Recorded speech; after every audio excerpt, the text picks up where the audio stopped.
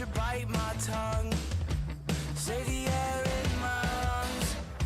It doesn't matter what I say if we don't communicate. But you made me a believer, and I won't believe that it's the end. Please tell me all your reasons. You change your mind like the seasons once again, again, again, again. But better get to running, our time is running out. Oh honey, I'm in doubt. But baby, just say something. Silence is too loud. Where's the love when I'm around? Ooh, ooh. But better get to running, better get to running, better get to running. The time is running out.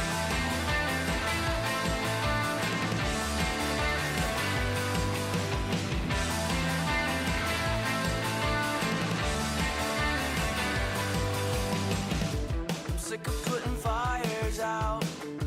I'll let them burn to the ground. Or is there a better way for you to realize we need a change? I wish happiness was frozen.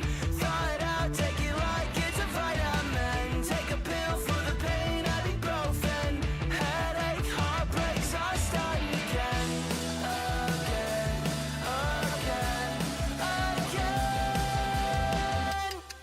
But better get to running, our time is running out. Oh honey, I'm in doubt. But baby, just say something. Silence is too loud. Where's the love when I'm around? Ooh, ooh. But better get to running, better get to running, better get to running. The time is running out.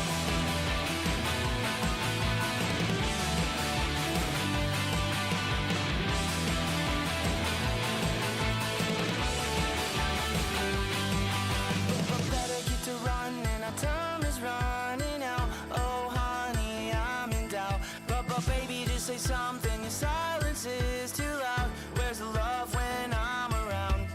Ooh, ooh. But better get to running, better get to running, better get to running. The time is running out.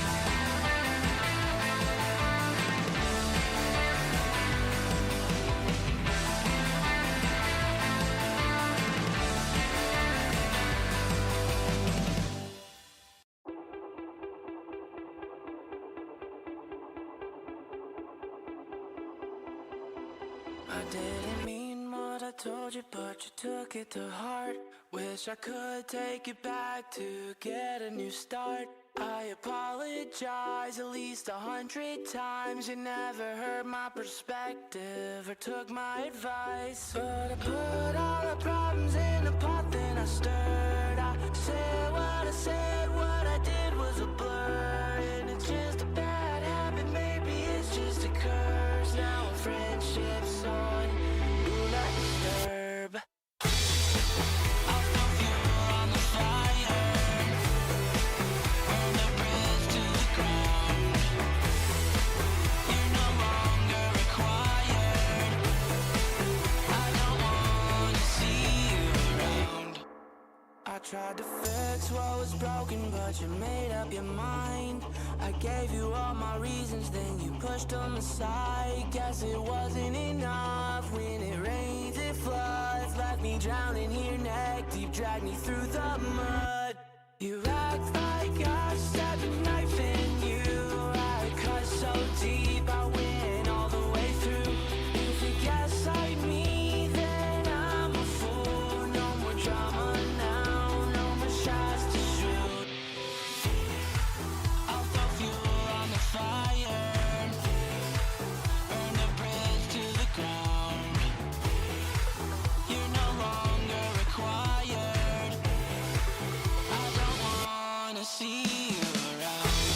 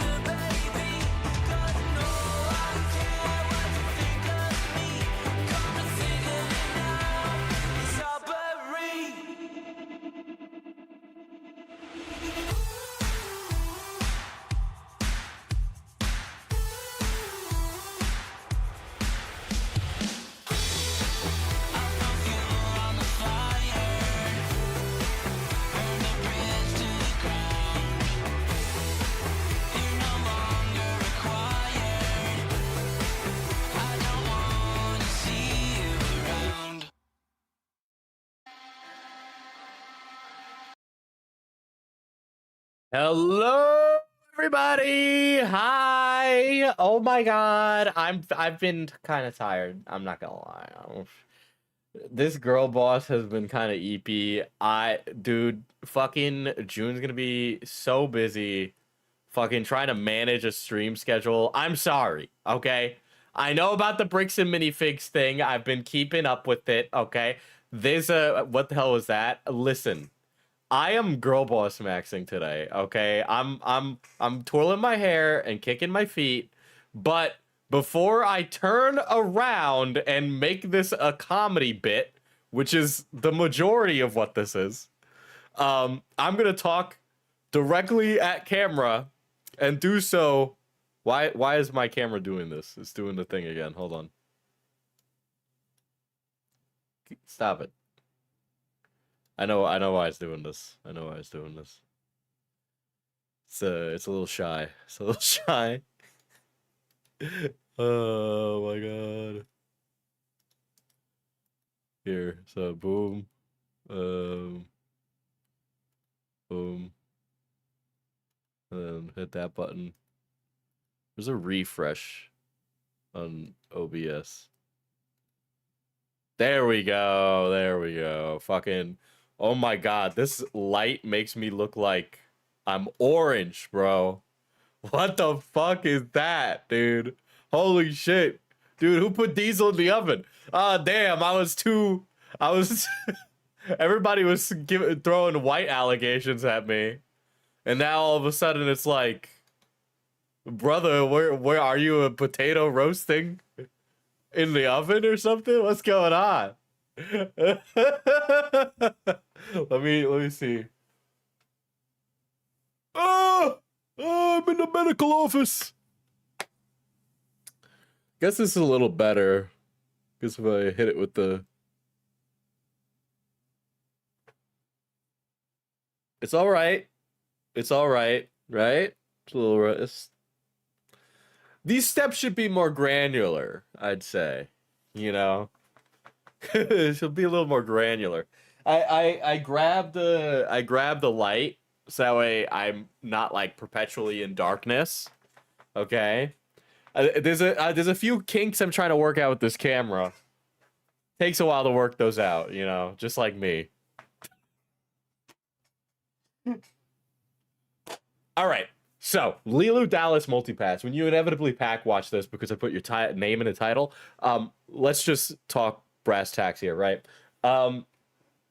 When I criticized you on your social repose coverage, it was about the delivery of that coverage. That was the crux of my entire thesis statement, of which you deliberately misinterpreted and got really hung up on the fact that I called you BPD and manic and crazy, which is something that you admitted to at the time before going back and then saying that you actually didn't have a BPD diagnosis, and so you basically claim stolen valor. Look, I can look aside, I can look that aside.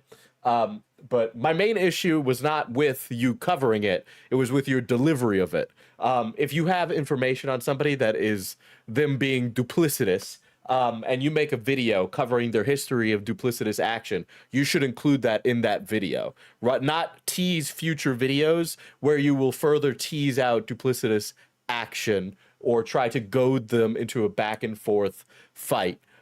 That's bad. I think that's a pretty fair thing to say. If I were to make videos on, say, Yandere Dev, and my entire purpose with that was to make multiple videos with the intent of dragging it out as long as possible, I absolutely would have made more money. But I also would be doing a disservice to the story. I'd be doing the disservice to the victims. I just really wouldn't be doing a good story. And I'm going to even bring it back a little further here because I'm actually being serious. I understand I called you Lilu Dallas multipass, but my main concern is with that delivery, not with the actual information, because the actual information you provided, as I said on a prior stream where I was covering it, was actually really damning and was stuff that I would have loved to have gotten many years ago, of course. Now, I'm not magic. I can't get things that I don't know exist. I don't have precog powers, nor can I read people's minds. I was in contact with 3 of Social Repose's exes. We contacted and spoke for many, many months. I have hundreds upon thousands of messages between these women and Social Repose, many of which will never see the light of day because those women asked me to not publish many things, of which I still haven't. All this to say, yeah, absolutely. I agree that Richie is a horrible piece of shit, and if something could have been done about it, absolutely. But I don't think the way to do anything about it is a YouTube video. I gotta be honest, guys, YouTube videos are fleeting things. The reality is that many a YouTuber's career doesn't really last that long, nor do many YouTubers make anything that is transcendental or earth-shatteringly changing. That's just the case of it. I've been around for a really long time, since about 2016. My career's gone up and down, and personally, I'm happy with what I'm at and what I'm doing, and I really love what I'm doing, and I wouldn't have been able to do that or be my own business owner if it wasn't for the fact that I had YouTube. But the entire point of all that to say is maybe a little bit of a black pill for both the audience and myself and Reilly, is that, yeah, a YouTube video actually doesn't do much of anything, and that's a good and a bad thing. Don't get me wrong, I still want to make videos with an intent to say something and spread a message, but a lot of those things for me now, I think I'm kind of looking at as more like a vehicle to actually have actual, serious, real discussion about things in real life. Yeah, the nothing ever happens type thing, right? Like, I'm gonna do a video that'll probably do very horribly on ISPs and how the internet companies have basically nickeled and dimed and raised the cost of living on average Americans, which is honestly, I'm kind of J-regging it if that's the case with that, something like that. But the point is that has been coupled with me now talking to, and I can tell you this now, audience, I have been talking to my local government about this, and I may be going to sit down with them in the future. But I have been talking with them. They've been not very happy. I'm gonna see what I can do. So, a lot of it means is that, like, you can't just make a video, because a video is one thing. It's a message delivery. And to that, when I have covered predators, or when I have gotten information of somebody doing illegal action, those are really difficult, because you want to make sure that you are getting, 1, justice done, and then 2, getting something to happen. And probably one of the most black-pilling things that has ever happened in my career, and quite honestly, I probably should go to therapy for, because I haven't gotten over it, is that, yeah, nothing really does come of it a lot of the time. A lot of the times the justice system does fall through. Or, these agents that are assigned to it are one person with a caseload of hundreds. So all of these things can be true and then some, and then ultimately what it leads to is that justice isn't done, and good people get hurt, and, it's just not good for anybody. None of that stuff is. It sucks. You think about it, you think about that kind of darkness, you think about the world, you think about your place in it, and if you could have done like anything about it, and the answer is, you're not that person. You're not that person being a YouTuber. I'm sorry, it's just not the case. It's a very intoxicating feeling to get something that is an absolute own on somebody. It really is. It really is. It's an absolute intoxicating own. You feel so fucking powerful. You really do. But it would behoove someone to walk softly and carry a big stick, I would argue, because you don't want the opposition to one know, or you raise the risk of your own ego getting ahead of yourself and you overplaying your hand. I'm not gonna gild the lily anymore with this. Lilu Dallas Multipass has done another multi-hour video essay on a YouTuber, in which she does something that she has done before, which, by the way, I called her out for and then was called a misogynist. Okay? But what Reilly does and has done is, in her videos where she covers Social Repose, Ronnie Radke, or one of these other fucking resident piece of shits, right? Is that she'll usually do a piece of camera where she'll be like, I know everything about you. I have you right where I want you. And now that you've fallen into my trap, Your ass is mine. Don't you dare take me to court. Don't you dare take me to court. I'm ready to face a slap suit right this instant. How many fucking times are we gonna do that? Look, again, I know I'm aping a Diorio bit where I mentioned the thing where the South Park episode where everybody has a fucking gun. But that's the case, right? I've looked into this stuff.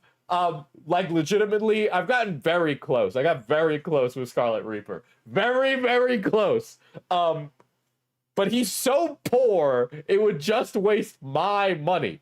Now, I'm a pedant, but when I think about it, my life is too busy to be spending 4 out of 7 days of the week in court arbitrating somebody's fucking YouTube video. It doesn't. There's no fucking point. The only reason that you'd egg stuff like that on, in my personal opinion, is that you want to be a martyr, and it makes a really good story. Who doesn't like hearing the story of YouTuber speaks out against a bad piece of shit influencer, and that bad piece of shit influencer starts a frivolous lawsuit against that YouTuber? We hear it against CoffeeZilla. We're seeing it between the state of Utah and Reckless Ben.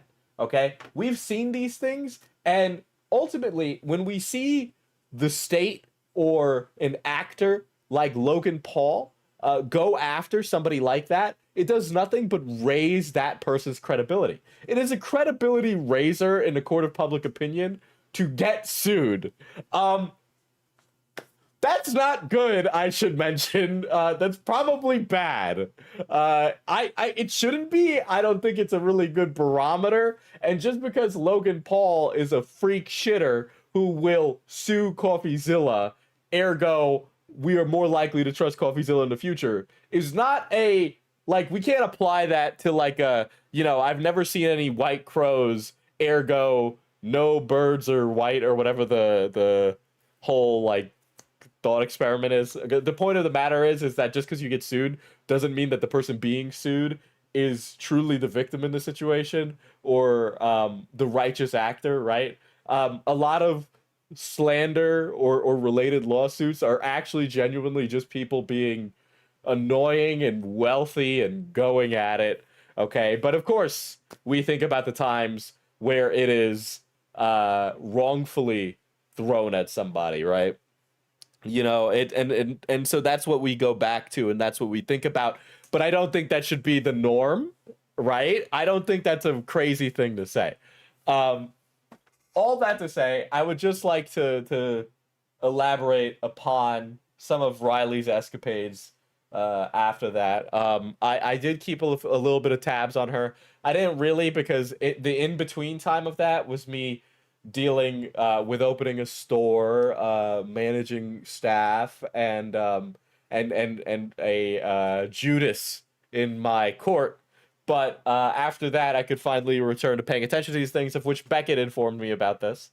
But yeah, for those of you that didn't know, Reilly's claim of having BPD and being an outspoken advocate for it on the basis of her lifelong lived experience of untreated BPD was actually false. It was a wrongful self-diagnosis, which I thought was very funny.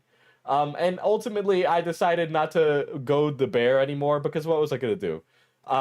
Ultimately, Reilly was saying that I was complicit in some Epsteinian behavior with social repose, to which her audience then encouraged like some frivolous lawsuit against me for me saying she was crazy.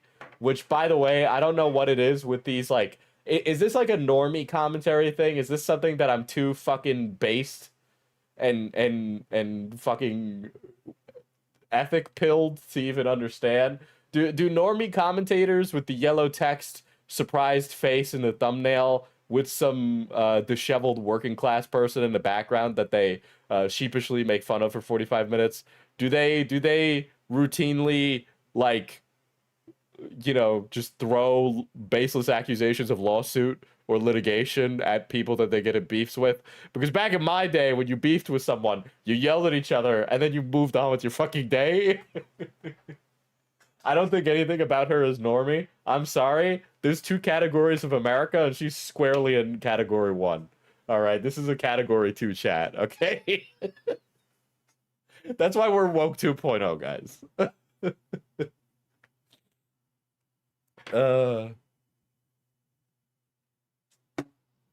I'm also drinking the red G Fuel that makes me crazy today, so I don't know.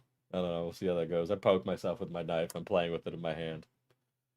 Just the ones who have money and want attention do. I gotta be honest, guys. If you want to get on YouTube and make a lot of money, commentary is not the way to do it.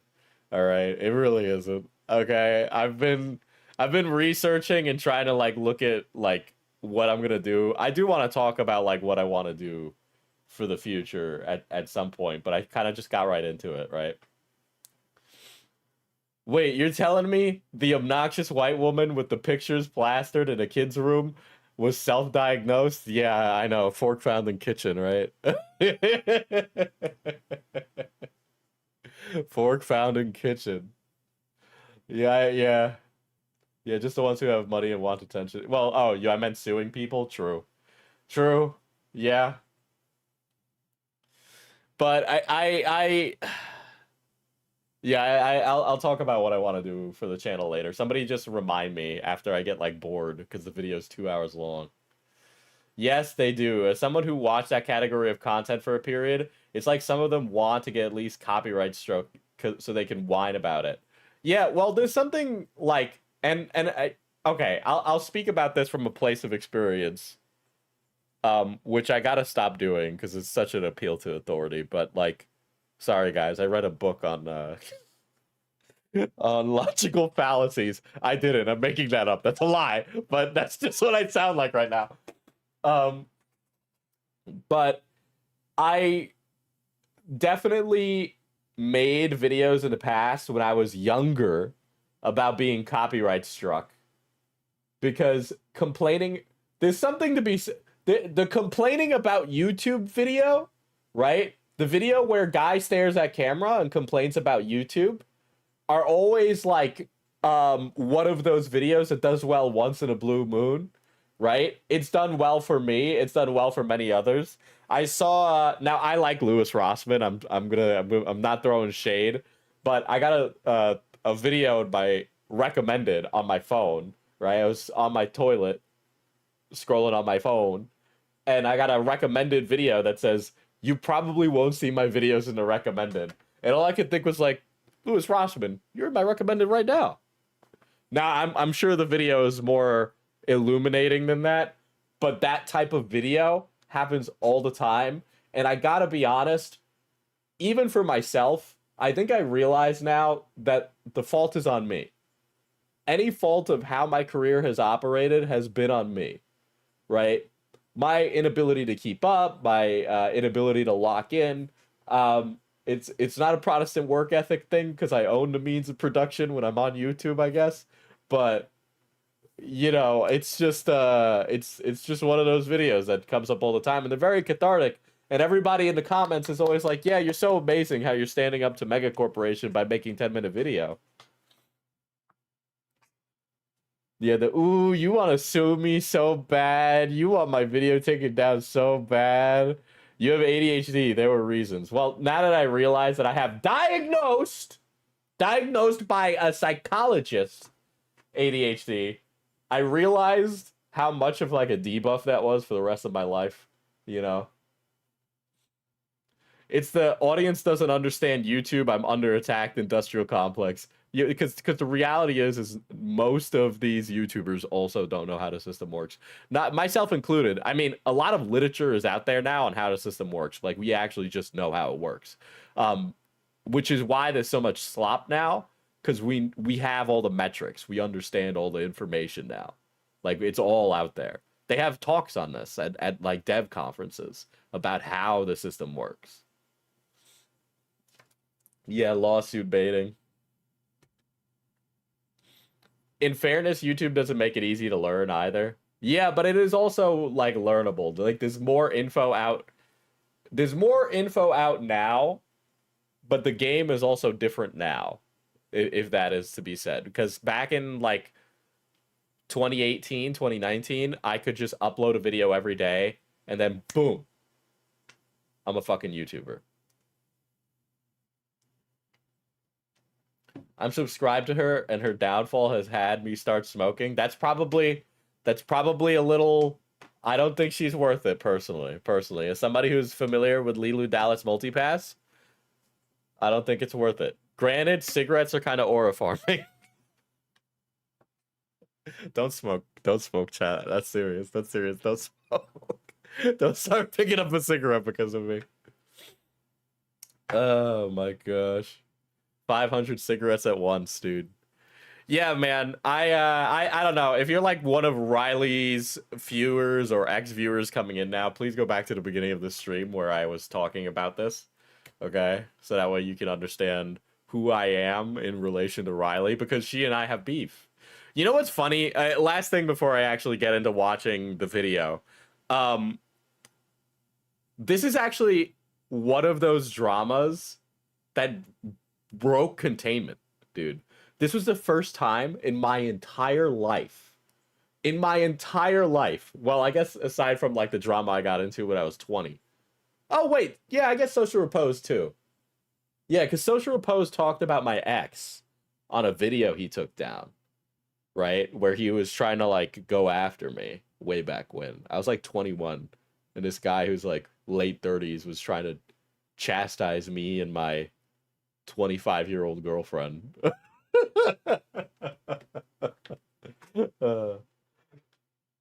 But yeah, so the first time in a long time where this one broke containment, where one of my homies, I've talked about her on stream before, Brittany, she was like, dude, you're in drama? And I said, yeah, wait, what? And she's like, yeah, I had a short of you, and there was this girl, this redheaded girl, saying that you're like a misogynist and stuff. And I'm like, wait a second. and Brittany came over after work to my store. She works on the same street. And I'm telling her the story of what happened, and she's like, oh, okay. So she's crazy. And I'm like, yeah, I mean, I guess so. And I'm like, I did kind of make fun of the fact that she has BPD. And she's like, oh man, that's not nice. And I'm like, yeah, but she kind of invited it. I'm like, you know, and Brittany's a little woker than me. She's still trying to warm up to me at the time. We talked about how fucked up is appropriate recently in a conversation. So now I know is everything's copacetic, right? But at the time she was trying to gauge whether or not like I was secretly like a Fuentesian chud. And so I was like trying to like, you know, appropriately explain some internet bullshit, right? Making fun of these things is a normal part of life. It really isn't. It really isn't. I have very few conversations in my real life where I deprecate the mentally ill. I will be honest. I don't know what communities you frequent, but mine definitely do not appreciate such behaviors.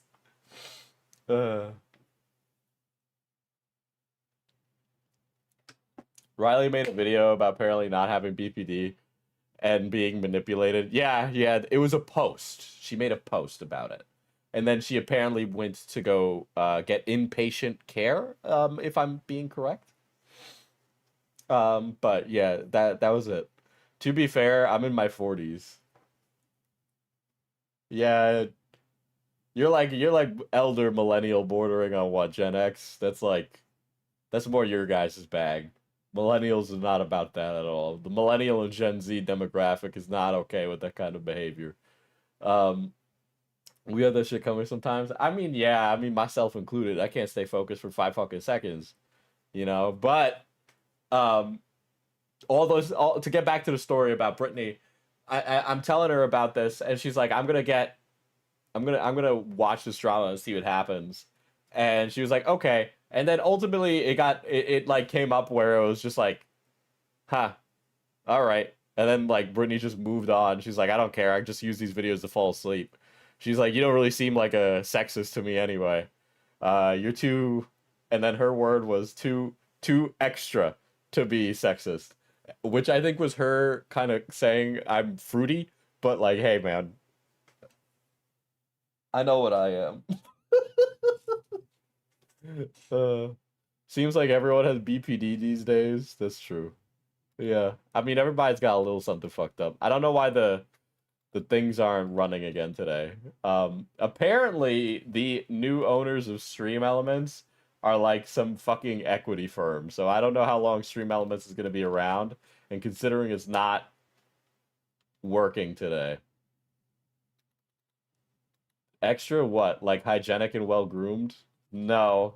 Well, no. She was like, you think you're slick, but like in a way where you think everything you say is like the funniest thing ever, and most things that you say aren't funny at all. Yeah, if I had no proper context and you said you made fun of that, I would easily raise my eyebrow initially too. Yeah. Yeah. I don't know. It's a very like this friend in question is so not online that so Brittany's coworkers are more online, right? Brittany's like 34. Her coworkers are like Zoomers. And her Zoomer coworkers were telling her about Chris Chan. And I got a text message at 10 p.m. where Brittany's like, "What's Chris Chan?" And I had to go, "You don't know? You don't know who's Chris Chan?"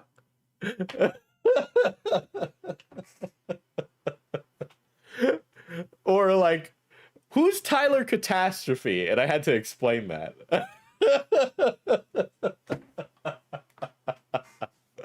But these are the like Reilly is the type of YouTuber that would show up in a recommended. But I should say I made Brittany subscribe to this channel. So there's a very good chance she's gonna see me talking about her right now.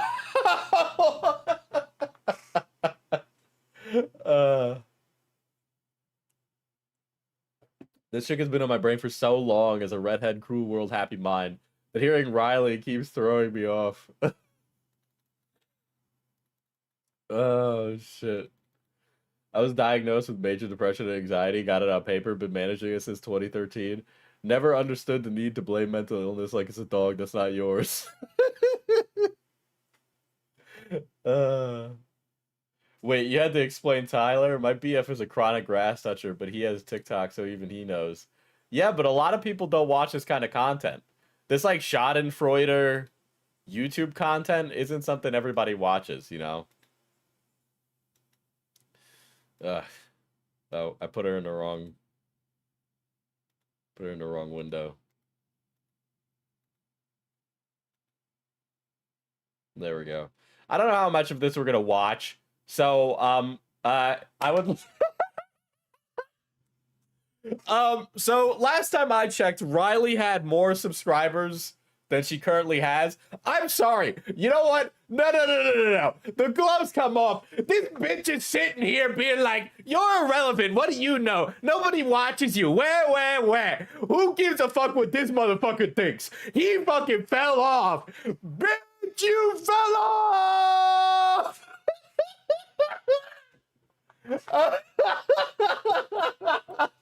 Oh, they actually cooking your ass, bitch. Oh, God, it's happening.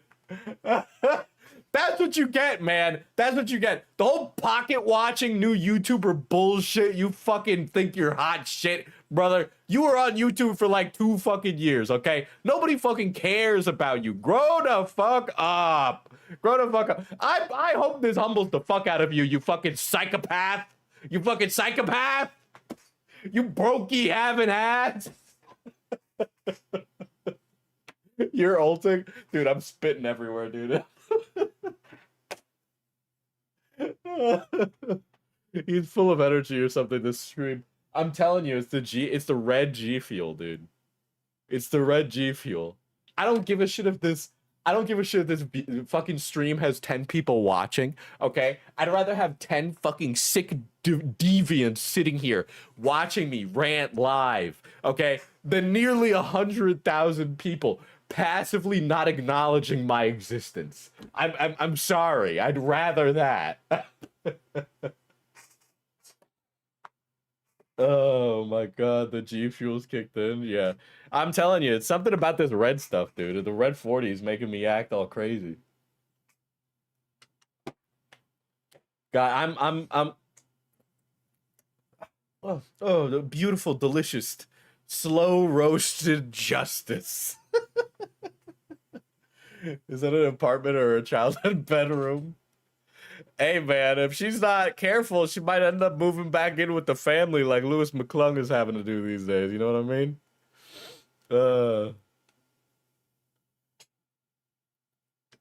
Goddamn. 2 hours, by the way. So I'm also going to just jump ahead for a second here and say that there was some of this taken out. Okay, so let me read the post that was reposted by my boy Beckett. I'm gonna have to read out all the donos today. I vividly remember having to explain to a mother about Christian while her child was next to her after I took a photo with Christian cosplayer during the Sonic Symphony event. She took a photo of her kid with the cosplayer. Wow. That's crazy. You know what's funny? Is that my employee Joey was also there that day. Joey was there. It sounds like anti-vax nonsense, but Red 40 actually does affect people with ADHD differently sometimes. Probably, yeah, well. Damn, I guess I'm crazy. Either bathroom bleach fumes got to me or Diesel got a hold of the Tati Westbrook's new energy drink. I also went for a run today. That probably helped, you know. Hold on, let me here. Kind of grateful my internet was off. This is some person from 2003. Wow, damn, I'm fucking old. Why are you letting all these children on fucking twitter.com? I met Joey when he was dressed as the Deep from The Boys, and not gonna lie, that made it funnier. Wait, what? He was dressed as the Deep?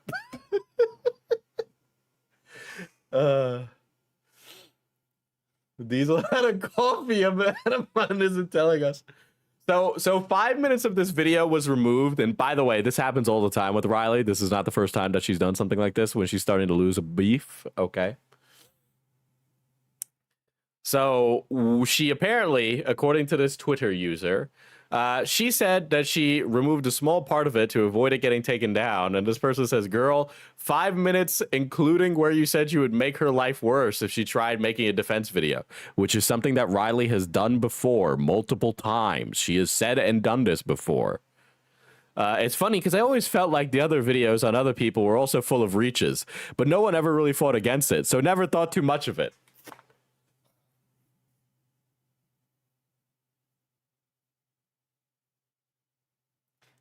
Okay, that made me mad. That made me mad because yes, the other videos were full of reaches. They crucified me for mentioning the reaches. Okay? All right? I said, remember reach, and the Covenant glassed my planet. Okay?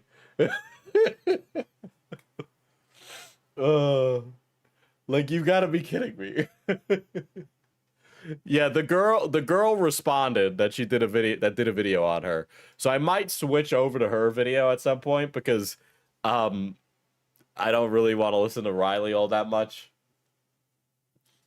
But, you know, we'll get to it. I'm sure Reilly will performatively make a YouTube short bitching about this or whatever if she feels like she could win or get a W.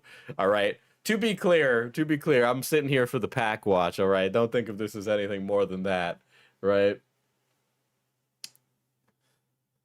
Honestly, never thought that I would be making this video. When I received an email... Oh my god, am I stupid? Do I not know how to fucking use a computer? What the fuck? There we go. All right. Now, Well, a few months ago with this doc attached, I was shocked Pikachu. This is I someone was shocked, Pikachu, guys. Guys, I'm literally saying Undertale maxing right now.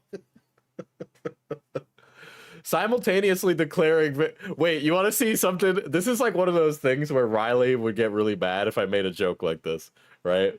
Simultaneously declaring victory and claiming victimhood. You know who else does that? Neo-Nazis.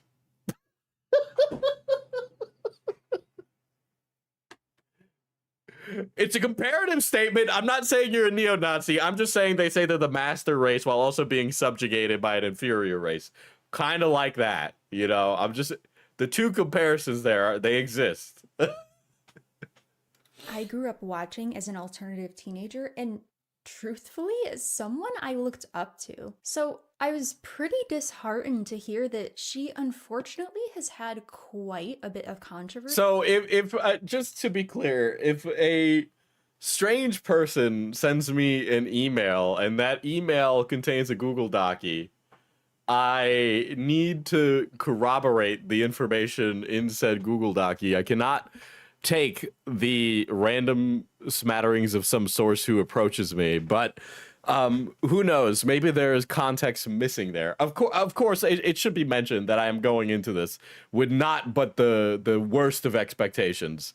So Reilly is already fighting an uphill battle for me, you know. Surrounding her for, at this point, over a decade. But here we are. If you are a goth or an alternative person and you one of the things that I had read is that a bunch of this like information comes from a snark Reddit, and I don't know what the fuck happened. I feel like the degradation of the possibility for like, you know, being able to climb up in society has led to the formation of many snark subreddits.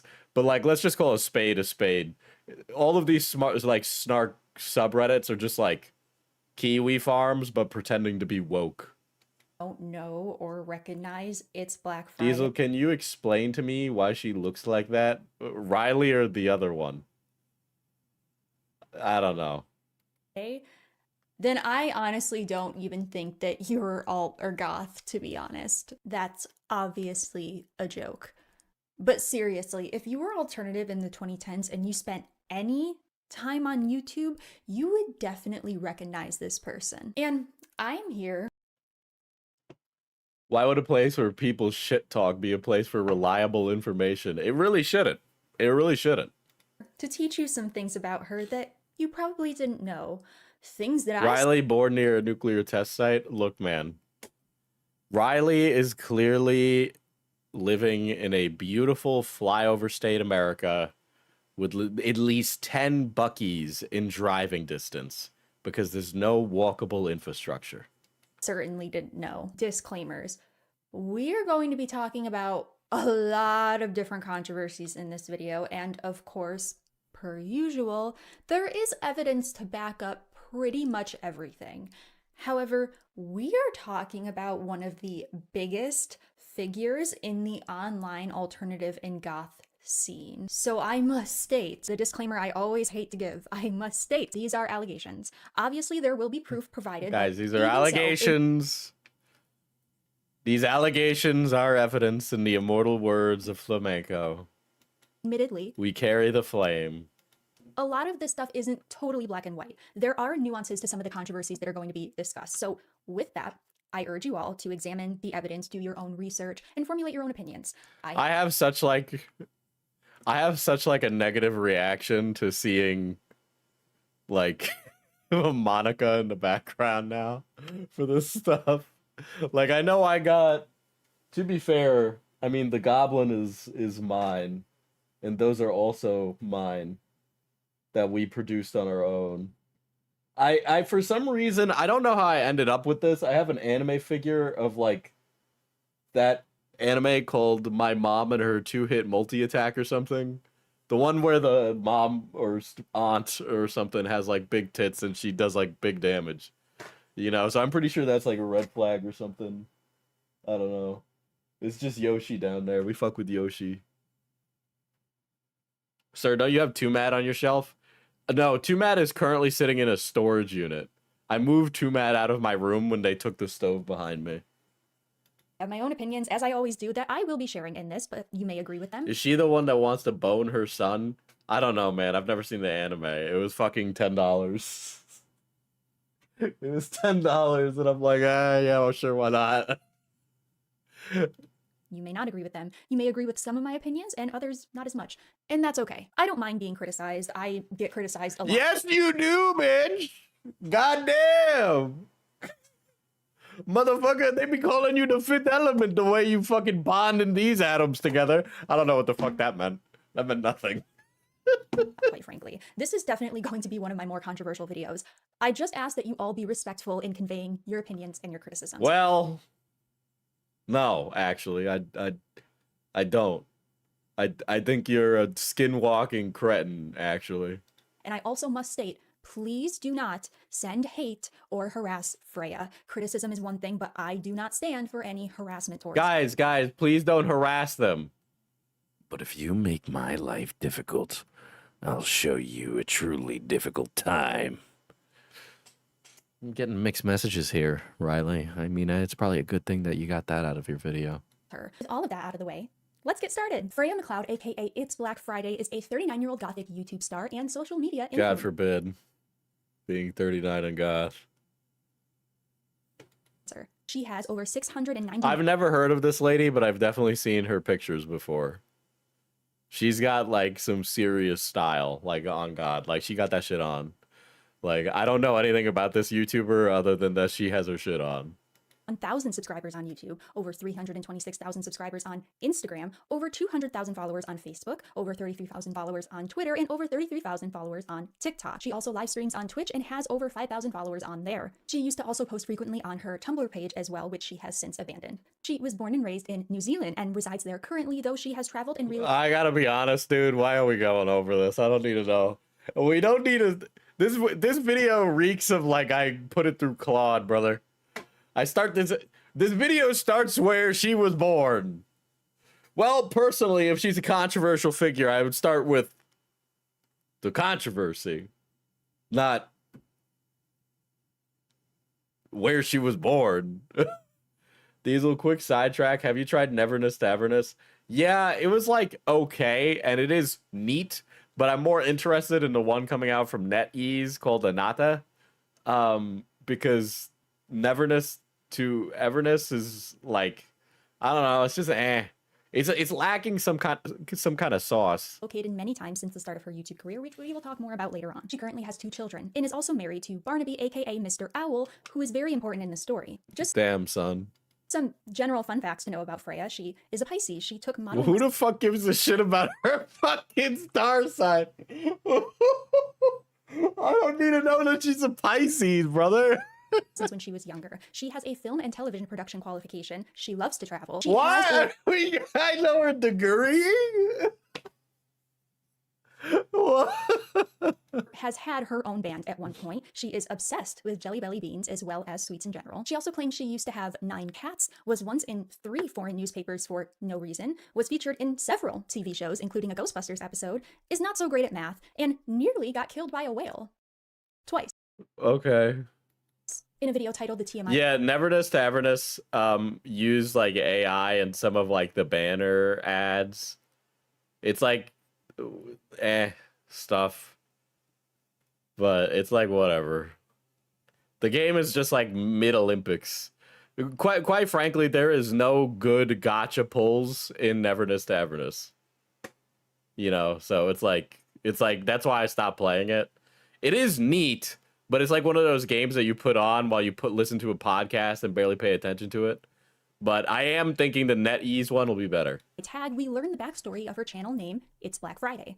Meaning behind your YouTube name. Well, every day of the week has a corresponding god or heavenly body, such as Sunday, Monday, Monday, Tuesday, Wednesday, Thursday, and Friday is my name. And I like black, so it just seemed obvious. I don't particularly like it, it just seemed an obvious choice, really. The oldest video on Freya's YouTube channel was posted on November 18th, 2013, titled Everyday Gothic Makeup Tutorial. This video currently has 296,000 views to date. If you like me, shave off your eyebrows. It takes a bit of practice, to draw them properly. You may screw it up a lot if you haven't done it before.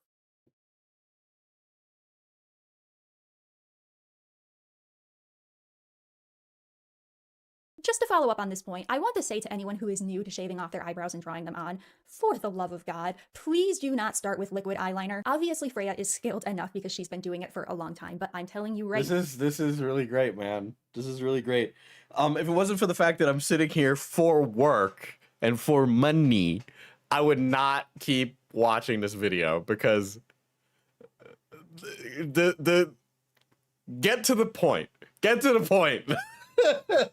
Now, as a teenager who used to do this myself, if you are brand new to drawing on eyebrows, just start with a thin brush and some eyeshadow. If you mess up, you can easily fix it with some concealer. Imagine being a teenager and you're taking fucking makeup advice from Reilly Elaina.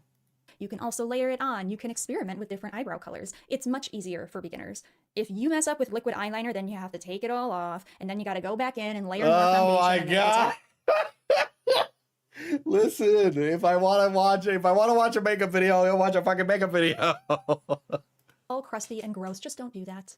Just don't. Just practice with eyeshadow first, okay? The next video she made was a hair tutorial on how she does her signature bat's nest hair, which by this point she says she had been doing for 6 years and still continues to do to this day, which would be almost 20 years now. We also find out very early on in her content that given her television and production qualification, Freya would help produce music videos for artists and was even offered an opportunity to help create a music video for Lorde. I have sad confession to make.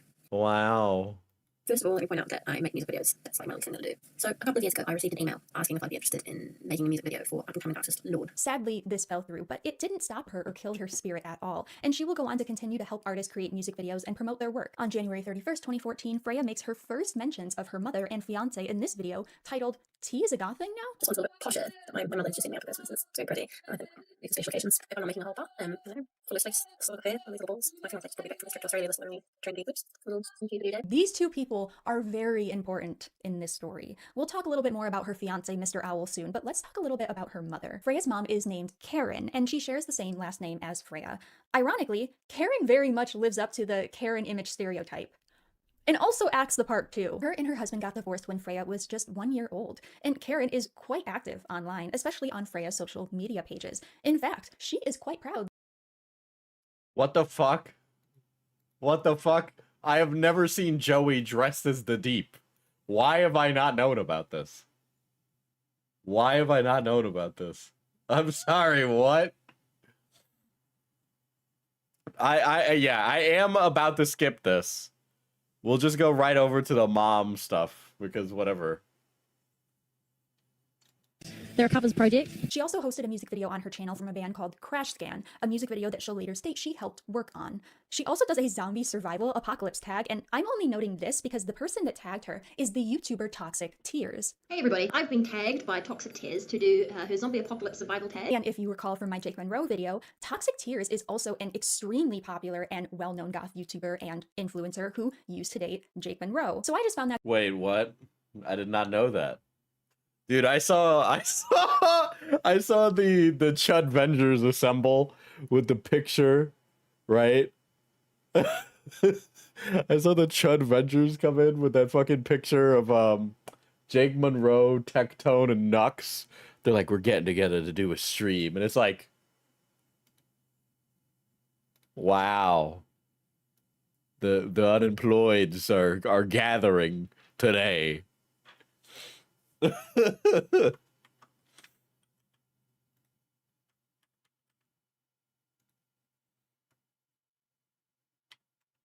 Hold on. I need Joey to come in with that deep outfit.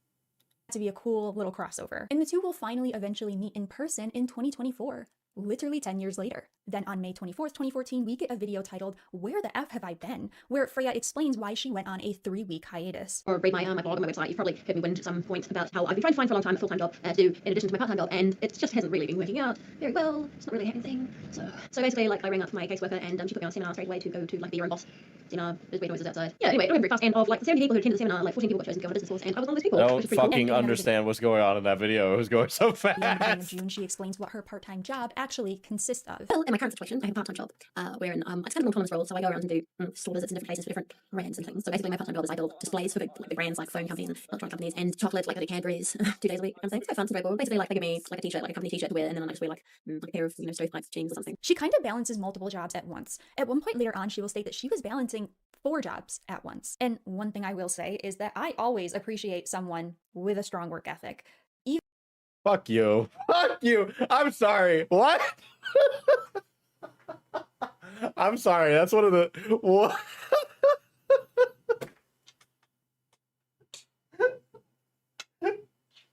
Fucking Protestant work ethic ass Zoomer. Are you fucking kidding me? What a weird thing to say. I'm sorry. I've been pontificating upon such a on such topics lately. You know, so just that's like, what the fuck are you on about, dude? Even Richard Geese, you know, my #1 enemy here on You're so fucking you're so fucking stupid. You're actually so fucking stupid. My #1 enemy. I gotta be honest, if he's still thinking about you, he truly has nothing else going on in his life. Which is possible, so maybe he is thinking about you, but girl, you don't matter. I'm sorry. Stop thinking you're so important. Fucking clown behavior ass woman. YouTube. Richie, if you're watching this, I hate your guts. We will also Oh my god. I like literally even for people that I like despise, I can't even muster up more than like a passive disgust. You know what I mean? Yeah, like I've said that on stream before, where it's like, you know, like who the fuck do you think after I get it out of my system, I spend days thinking about Reilly? I didn't think about Reilly in months, right? Because I had only found out because Beckett told me. find out in more Do videos you think she has a bitch list from Mean Girls, but for YouTubers that she makes the schizo I hate you and will make you suffer tangents on? Absolutely. to come that Freya also has some experience with the paranormal, and will go on to share some of her stories about that. This stuff isn't necessarily relevant to the main events, but just stuff I find kind of interesting. She also does the gross jelly bean challenge with Mr. Owl, and if you What the fuck does any of this have anything to do with anything? Why do I need to know about her fucking eating jelly beans, brother? A wonderfully beautiful married goth couple does a video about gross jelly beans.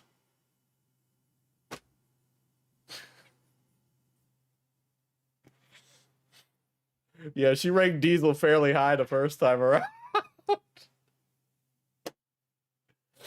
you guys remember when that was a thing. Side note, I remember doing this challenge, however, I did not remember there being a— Who cares? I don't care about you. I don't care. I came here to learn the tea, sis.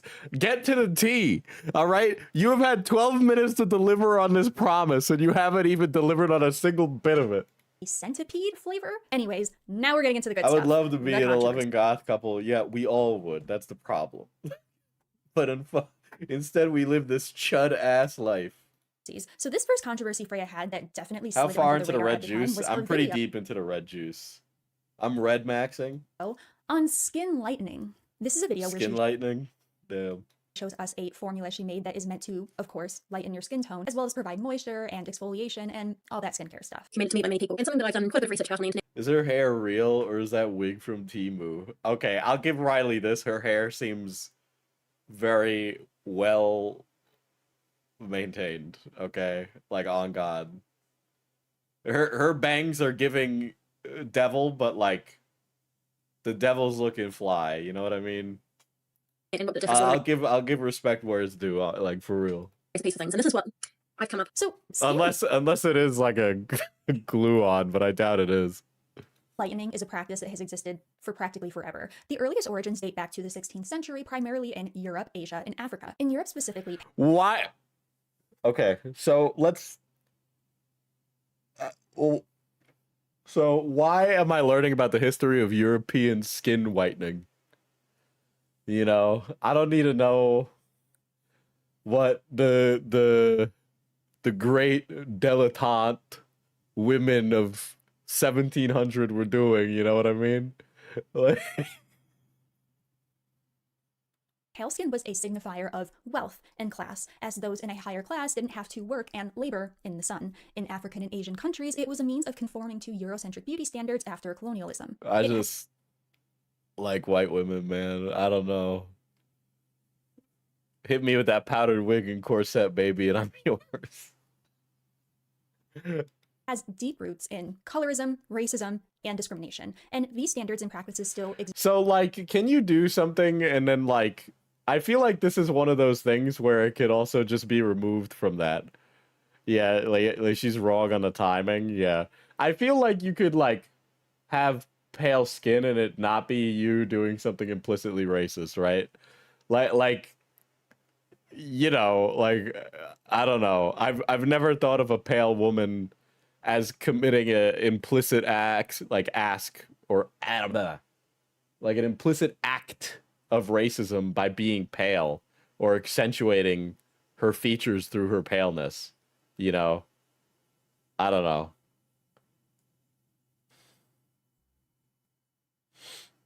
I mean, if she's using skin lightening cream on herself and telling people about it, would it be racist? I feel like this is one of those things where it's like the like reasoning behind why you do it needs to be more profoundly explicit, right? Like if you are trying to make yourself appear whiter to be more white passing in like white nationalist or like alt-right type of circles, that's a different conversation than someone who's like, I like having pale skin because it accentuates the clothes that I wear and allows me to live my best goth life, right? Like there's a difference between somebody who is doing it for like racially motivated reasons versus somebody who's doing it for like racist related reasons. Freya has literally said she does it to get rid of her freckles. Yeah, that seems really like there's tons of product out there to help people achieve what they're looking to achieve.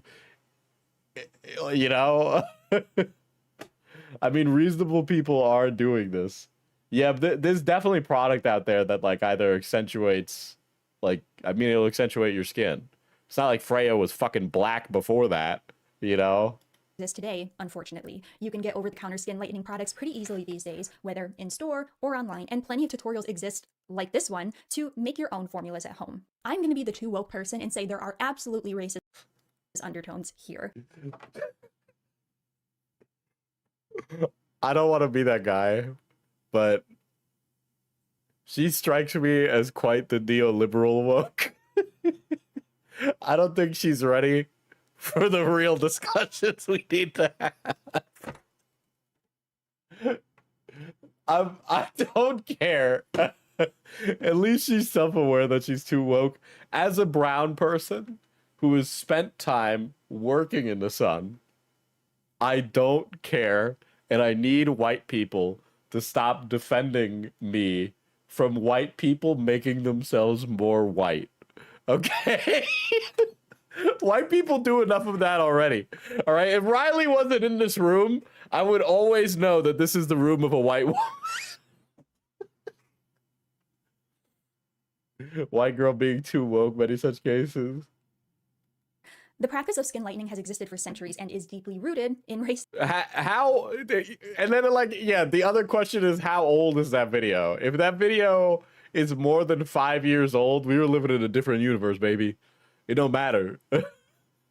The other aspect to this is that it's also reinforcing racism in goth and alternative subcultures, which has also always been a thing and is still a thing. Goth specifically has always glorified and romanticized pale, ghostly, dead. Yeah, goth has definitely always done that. They absolutely. I've also seen plenty of black goths. I mean, you think about where the like subculture originates from and how it's like perpetuated out, you know? Like I've dated non-Caucasian goths. Looking skin. And even in emo and scene subculture, the ideal beauty standard has always been the super pale, skinny white girl. And look, don't even get Goddamn Taurus bullshit take. me started on racism in The lightning skin video is 11 years old. Wow. emo and scene. That's its own topic. That's a crazy image. I'm not even gonna lie. Unpack. Even think of things like the Yeah, this does feel like I didn't actually live in the culture type behavior, right? Because I think This is not the kind of conversations that like you have when you hang out in those circles with those kind of people. Tumblr grunge era, the romanticization of pale skin and bruises with black fishnets and Converse. It exists in every single alternative subculture. So like, what is I feel like this is almost like I don't want to say flanderizing, right? But like this is like a culture that like generally speaking white people engaged in, right? If you want to get woke about it, right? This is the kind of like music and culture that like appealed to disaffected white youth. And it was a completely different thing if you were black. You grew up around different things and you were exposed to different subcultures, you know? So there's a good chance that like somebody who might have resonated with the experiences of like the goth aesthetic, and goth it's much more than an aesthetic, right? Now it's an aesthetic because everything is a pastiche of its former self, because nothing exists as a genuine expression of the self, and it exists in the panopticon of the universe of the society of which we live. But like, you know, it's just like you were exposed to different things. You know, you were just exposed to different things. I'm certain that there were plenty, especially like when they were teens. I'm sure there are in this chat, right? But in the same breath, it's like you probably stood out even more so than that in your peers, right? Especially if you were like black and you went to like a city high school or something like that, right? It was just like a completely different world that you were growing up and experiencing that subculture in. And quite personally, a lot of the music that like an emo band or like a grunge band or like a pop punk band is talking about, those experiences of alienation are different types of experiences that are like about a specific time that you probably didn't experience, right? Because when you, for me, right, a lot of that stuff speaks to me because I grew up in suburbs. But then in the same breath, some of the messaging of like like American Idiot, like some of the messaging of that might not resonate when you grow up in a different culture, you know, and when you grow up living in like NYCHA housing, you know, and like the experience is different when you grow up that way. You're exposed to different things. You walk out the stoop of your apartment and there's always 3 guys dressed in red sitting there. I'm speaking from like a personal lived experience. It's not something like I'm just like throwing out of my ass, right? Somebody that I was with in the past lived that and was goth, right? Abria Iyengar is a black goth. A black goth has an entire hoodoo voodoo subculture to pull from. The black goths just don't exist around Reilly because Reilly is from an upper middle class suburb. Yeah. I don't think she's bringing forward arguments correctly or properly, but there was an exclusion of black and other POCs in the scene in goth.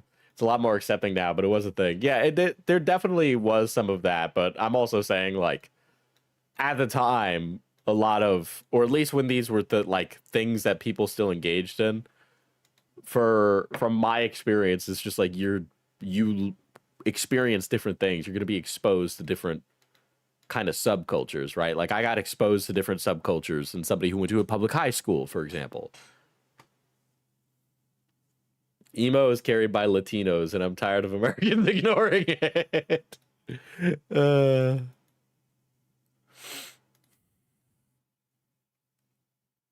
God. Culture. Alternative subcultures are no exception to the idealization of Eurocentric beauty standards, and Freya is undoubtedly reinforcing that here, even if she's not outright saying it. There's 2 aspects. So, like, but this raises a pretty pertinent question then, Reilly. Is by your act of engaging in, like, weeb culture or your alternative means, you implicitly committing racism by existence?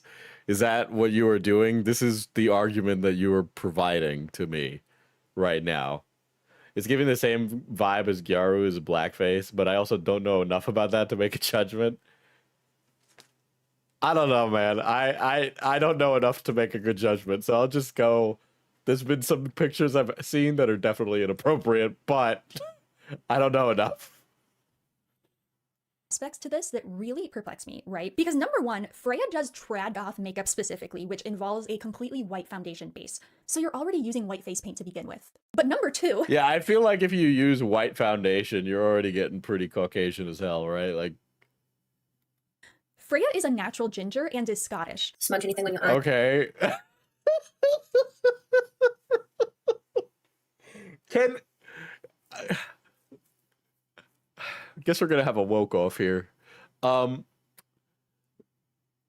feel like there are many young, self-admitted woke people that are actually like conservatives sans the religious aspect. Be very gentle because the skin Yeah, is black trad goths hit me up. quite delicate, especially for ginger like me. And if you guys haven't noticed, most of us gingers, and Irish and Scottish folks specifically, are as being white as they... I'm sorry.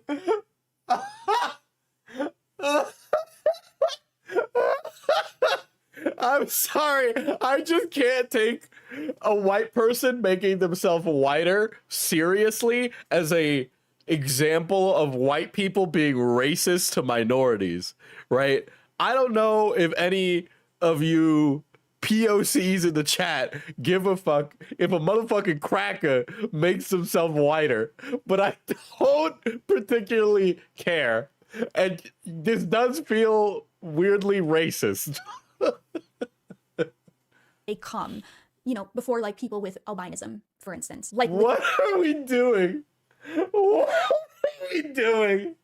This is such a befuddling argument. legitimately, Irish and Scottish people are What are we doing? What are we doing, Reilly? What does this have anything to do with anything? recognized worldwide as the fairest people in the world. Now, obviously, there are exceptions to this, like with everything. So, you know, don't go crazy in my comments about that. But generally, broadly, generally. I feel like you don't understand topics deeply enough to be saying such, like, outrageously said statements. It is true. It's the yeah, this feels like horseshoe Most theory. gingers, specifically Irish and Scottish gingers, But there's a non-zero chance she's seen Sinners that has a really weird take. in general, are typically as naturally pale as you can get. So my question is, as a fellow I'm sorry, but something about like race scaling Irish folk to being like naturally the whitest of the white feels like racist, right? In her attempt to decry this woman as a racist, her like number crunching the lack of melanin in people makes her sound like one of those intellectual racists. Like she sounds like one of the intellectual racists. And I use that with a big air quotes around intellectual racist. natural redhead and Irish person, how pale are you trying to be? Like, we are as fair as it gets, Freya. Like, come on, hello. What are we doing? I'm sorry. I feel like you're power scaling against this person for being white when you're white. It's so insanely weird. This is like when this is the equivalent of, you guys ever see that video where the guy's like talking about how Dominican people don't want to say they're black, and he's like dancing, and he's like, no, brother, no, I'm no black at Dominican.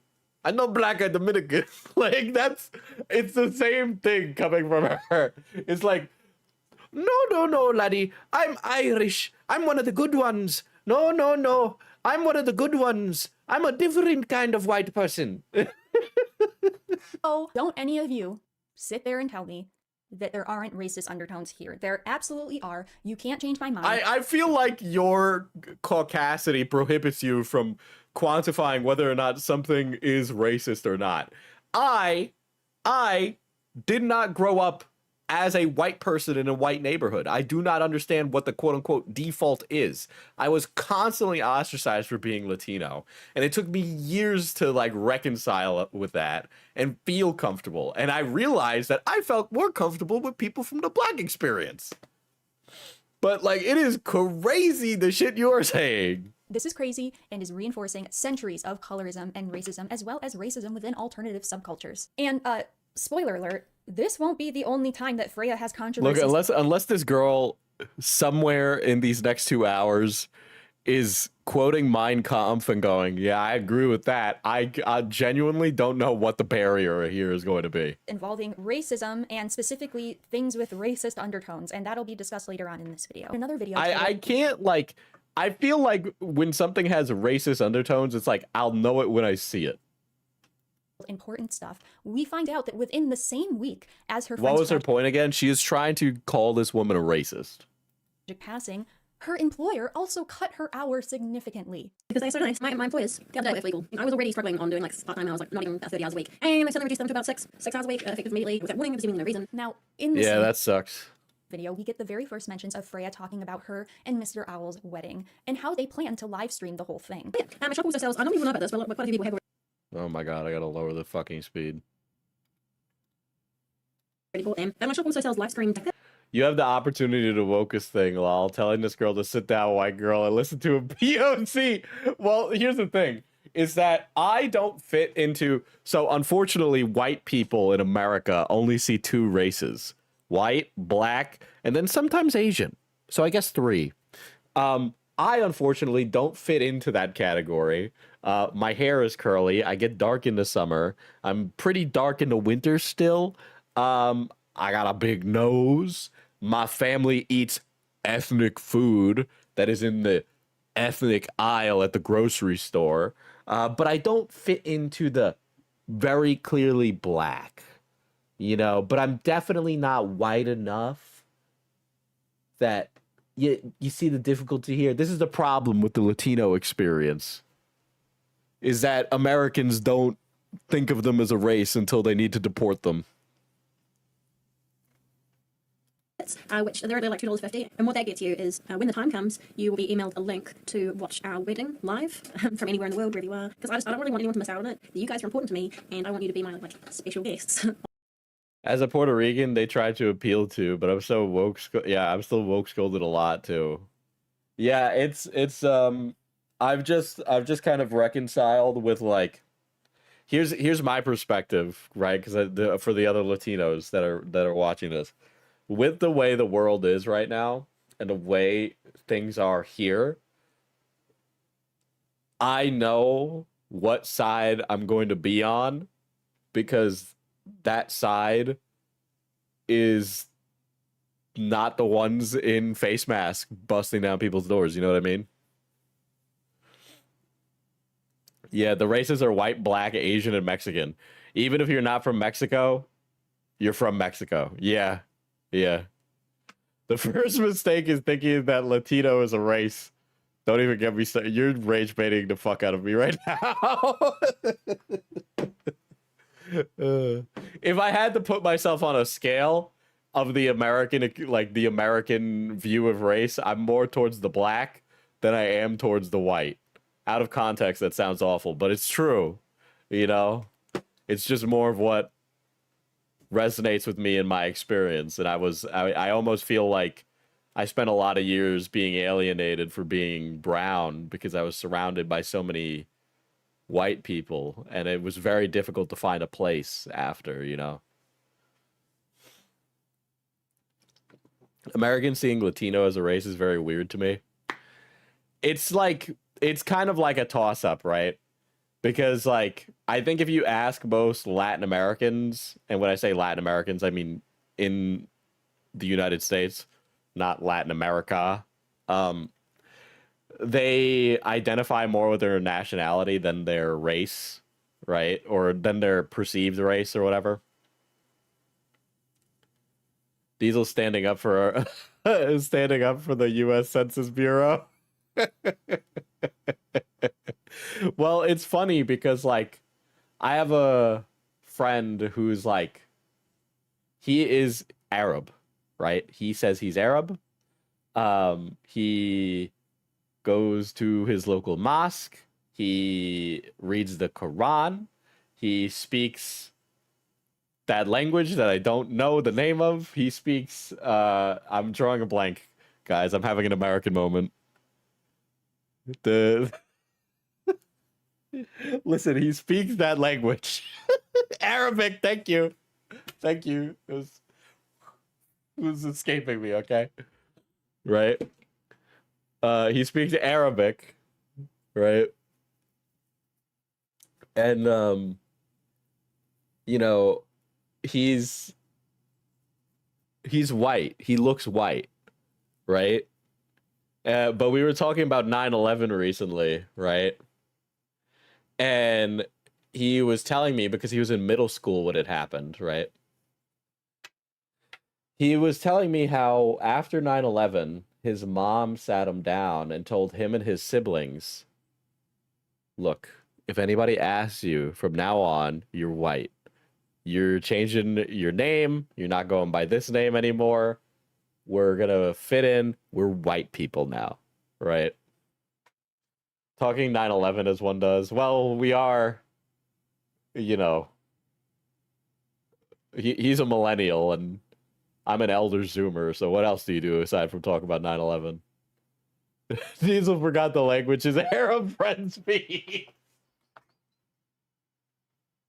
He speaks English with me, okay? But we were just talking about where we were on 9/11, and he was telling me how it was like really scary and how his family had to completely change up what they do and act as like different people to fit in. And the only reason that they were able to stay where they were is because, and his friend, who was a much more like typical, like, my name is Muhammad and I'm Muslim guy, had to move away because they were on Long Island and his friend wasn't white passing. And so they had to go somewhere else so that way the kid didn't get bullied because he was getting harassed all the time.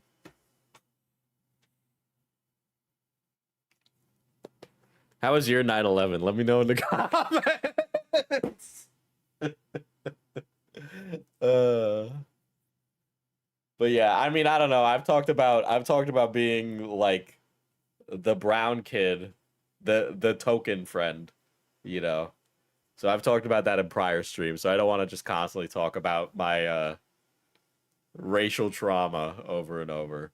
I did recently go back to my old job, which is like in the hood with like all of that, and I do like it felt more right. I don't know what another way to put it. It felt really good to not be the only brown person in the room, you know.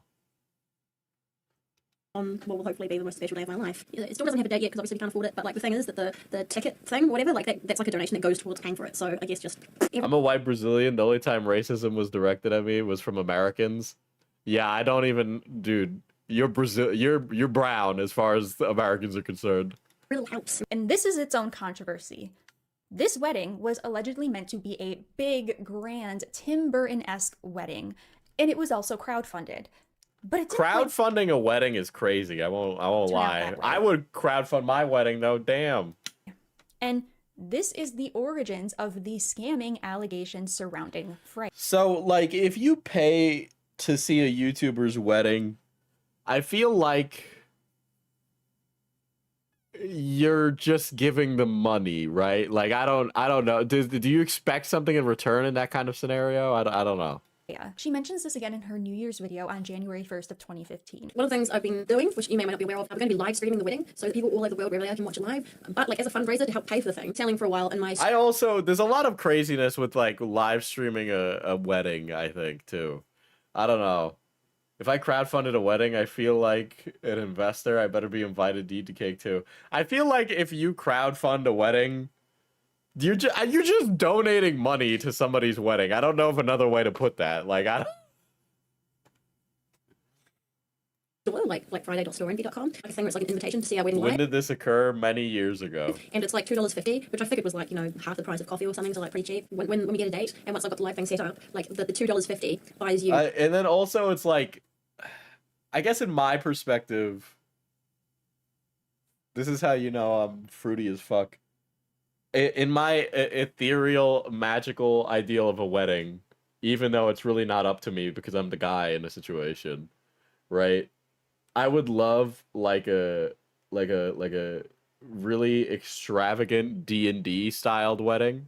Motherfucker, I'll ride up on a horse, okay? But like in the same breath, all of that is really expensive. And I guess if I could like offload that cost onto my audience, yeah. But then in the same breath, like what am I gonna give you aside from like a wedding video?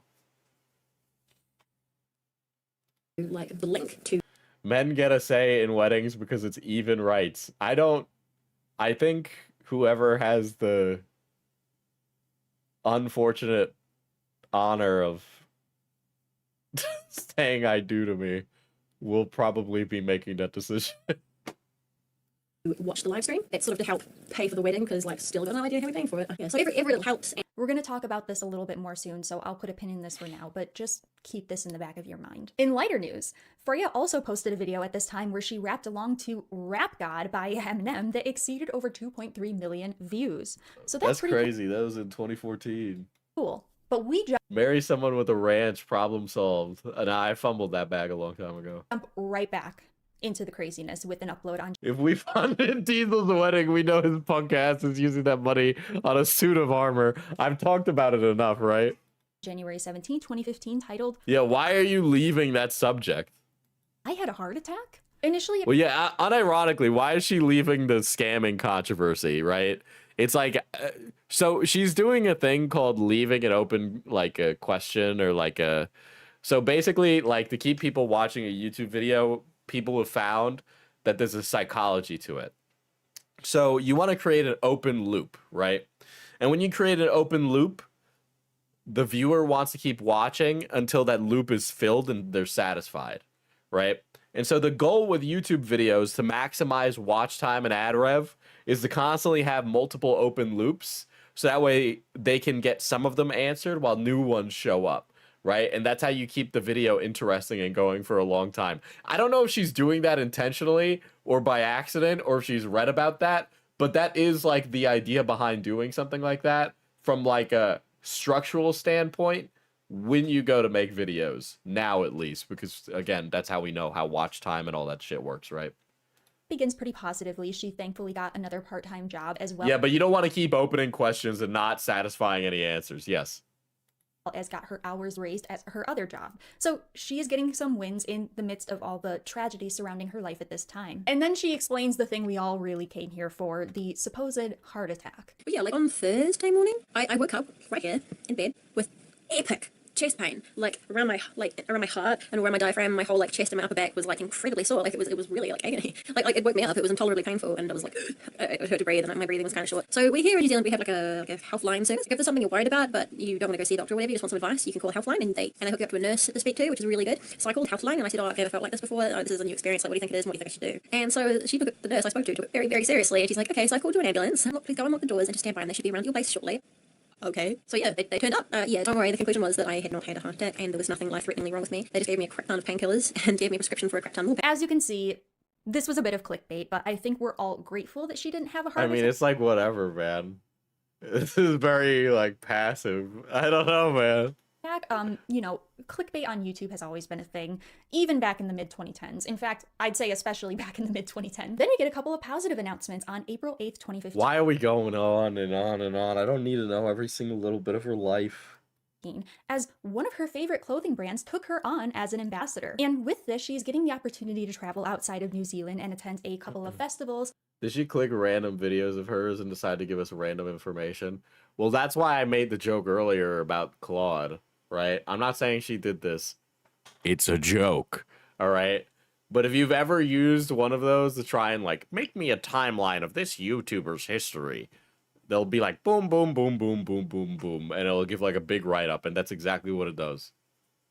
As a way to promote the brand, which she also crowdfunded. As familiar with the Queen of Darkness brand, but I just about hit the ceiling when they emailed me and asked me to be an ambassador for their brand. And as they are one of my favorite clothing brands, I was like bouncing off the walls. So let me get to the point. I get to go to one or two of these big alternative festivals, and the one that I would really, really like to go to, very, very Fun fact, women die more of undiagnosed heart attacks than men because they have different symptoms. Medical bias is real, and Reilly is reinforcing it.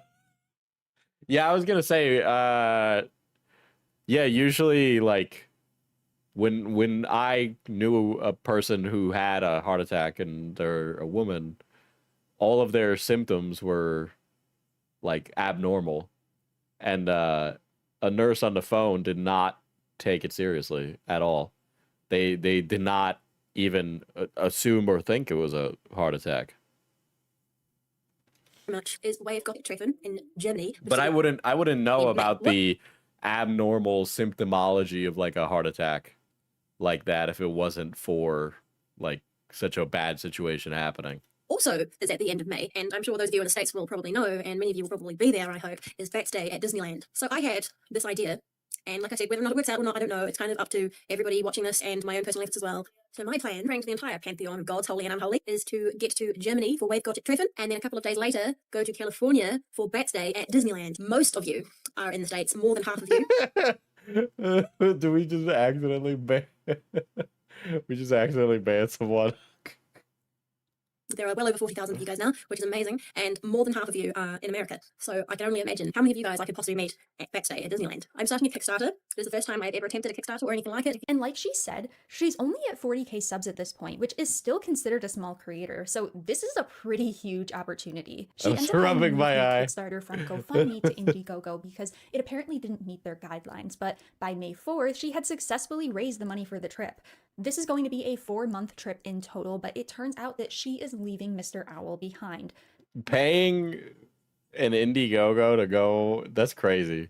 Dude, what a generous audience. But the crowdfunded wedding is still set to take place in September. Those of you who bought tickets to the wedding live stream video, probably we're going to get married in September. That's been the plan for a while. So she embarks on the trip, and her America trip seemed to go well, all according to plan.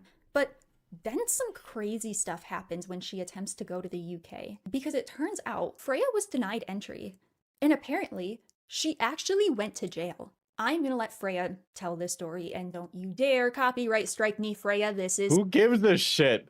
I gotta be honest, most of the commentary you're adding is like pointless and pedantic and not enriching me at all. And then all of what you're doing is just explaining somebody's entire existence. None of it is particularly interesting or of note. And then you act as if you are doing something transcendent. Like, are you fucking serious? fair use. And when I arrived in London, Yeah, there's the bait. they turned me away at the UK border. Honestly, Yeah, dude, it's not even like a it is a filling the word quota in some respects, but then also on top of that, it's just like the whole baiting shit is like, why do you want to constantly keep fighting people, but then like fighting people from a fucking video is easy. All right, you've never get in a live debate with somebody like me or any other shitter. Okay, goddamn, you're gonna be sweating all the way to the bank. All right. I think I was singled out for my appearance. They tried to say that that had nothing to do with it, but I don't entirely believe them. Don't you see, Diesel? Her entire existence is controversial. It's about as controversial as literally any human. Okay. Fucking string them up. All of them. All of us. Every single one, if this is what it is. So when I said to the border people that I didn't really know what I was going to be doing while I was there, they treated that as extremely suspicious. They were like, we don't think that you can support yourself while you're here. And I'm like, yes, I can. Of course I can. Like, I wouldn't go to a foreign country for that amount of time if I didn't think I could support myself. And they wouldn't let me provide evidence of anything. They wouldn't let me provide evidence of where I was staying. They wouldn't let me contact anybody. Basically, I got off the plane. They locked me in a room. They interrogated me. They took all my stuff off me. They took my medication off me.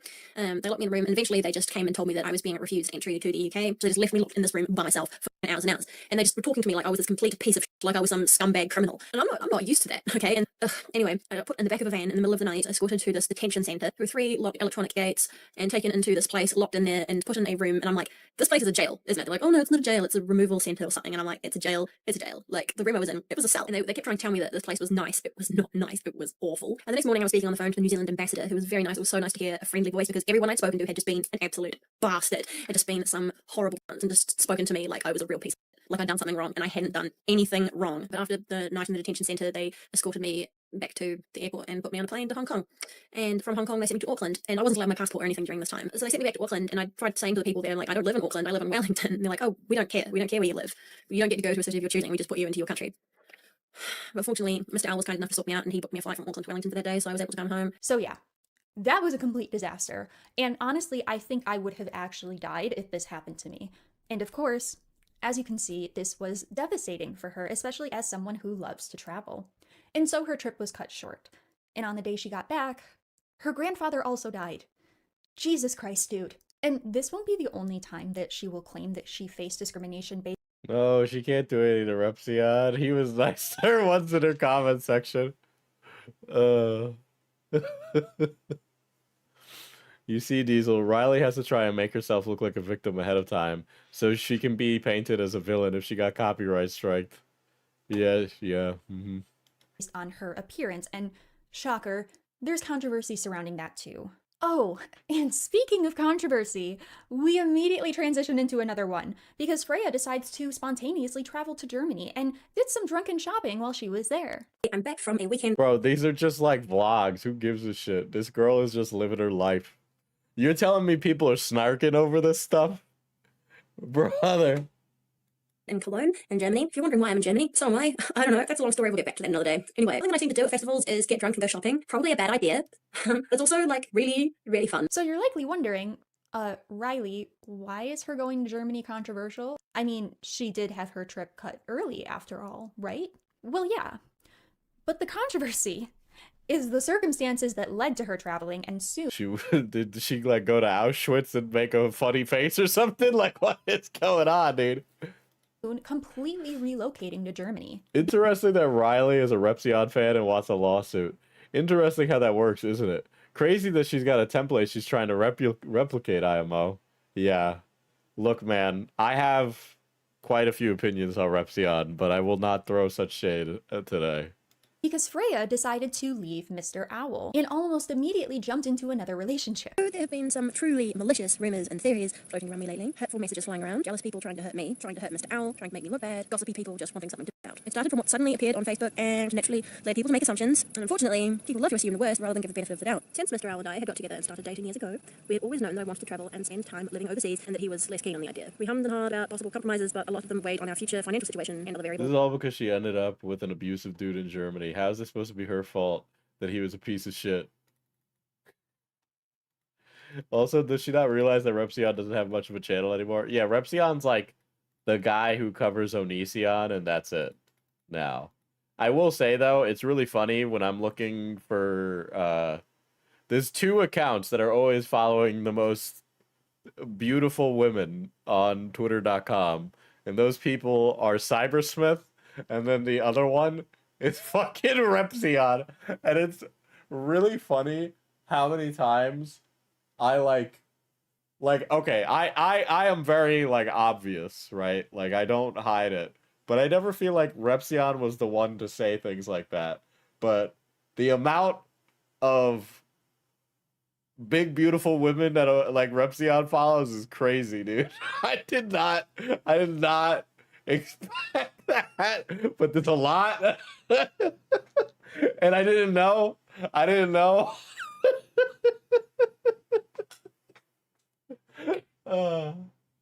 It's one of those things that caught me off guard, dude. Oh shit.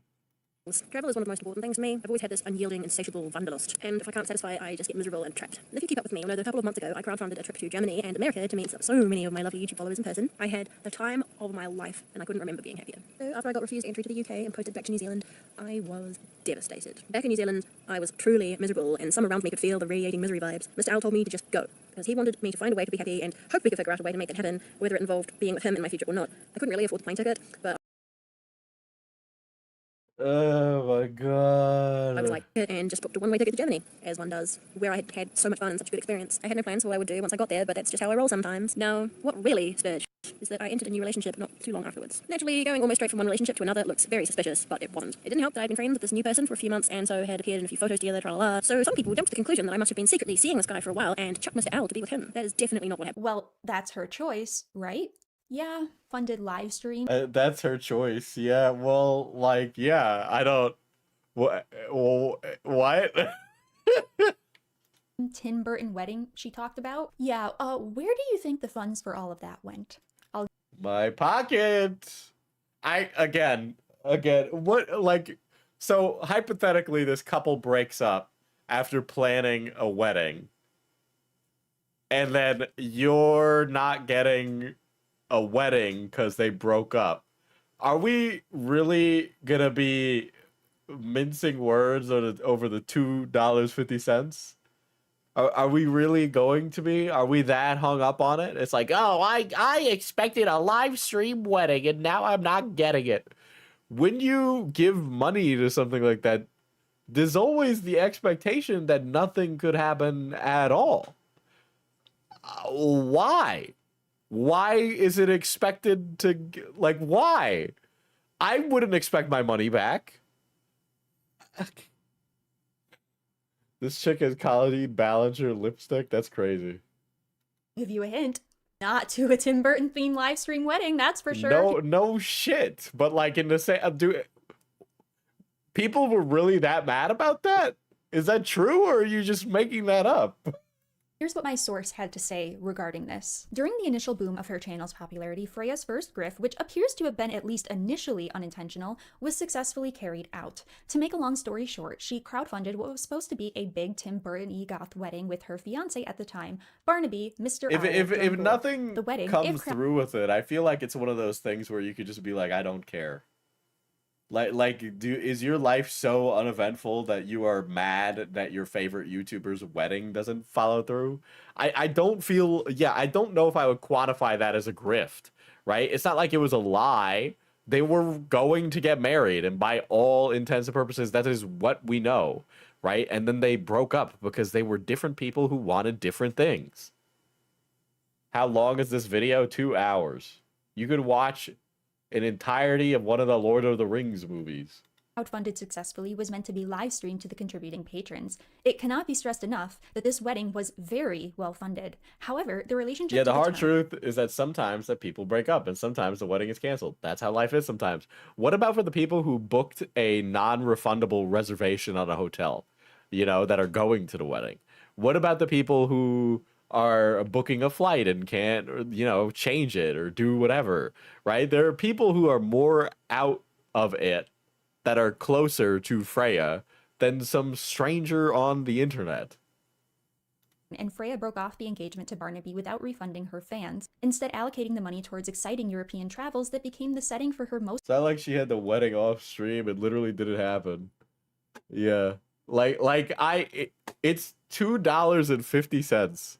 Are we really getting, the money wasn't used for the wedding, but there's I expected a wedding and I didn't get it. Why didn't she refund me? Dude, I'm sorry. I have funded Kickstarters and then never gotten the item.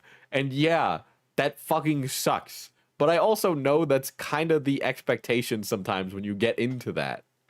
Are you so passively spending money in your life that the $2.50 means that much, but then also that you expect things to just happen? Popular era as a YouTuber. This funded but non-existent wedding went ignored as her fans stayed quiet about it, with the backers having expressed what do you mean? Because their fans didn't care, dude. Her fans didn't care. This is the most obvious. This is a fucking hatchet job. Whoever made this fucking thing that you're reading, this is a hatchet job. If Diesel doesn't do the melon stream, I demand a refund. Yeah.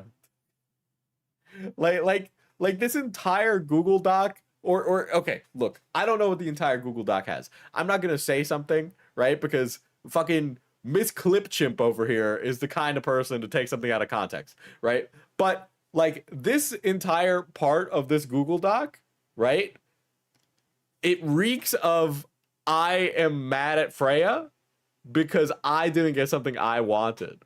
Completely removing the aspect that when you bought into this person's wedding, there was an entire relationship and expectation that these two people were going to get married and spend the rest of their lives together, right? This is such an upending, life-changing event that happened. And you are sitting there as a fucking cuckold viewer to this person's relationship that you demand the money back, right? Or you're mad that you didn't get refunded. Dude, it's not your relationship. You were parasocially attached to these people enough to spend that money, and then you didn't get your money for the wedding. You didn't get your money back. It's not that much, one. And then two, you're not them. If your fiance, person, or Reilly, or anybody, if your fiance said, wedding's off, I'm done, your life has just radically changed. Radically. Your friends, your family, your partner's family, everything changes in an instant. Okay? Social connections drop off the face of the earth. Support networks vanish in an instant. There are so many things that are more important that disappear in a moment's notice than the random stranger on the internet who lost money funding a crowd-funded wedding to be. No, Diesel. People are only supposed to stay in relationships they hate because if someone else wants them together. She lost her fiance due to drug issues. You would think Reilly would be more understanding.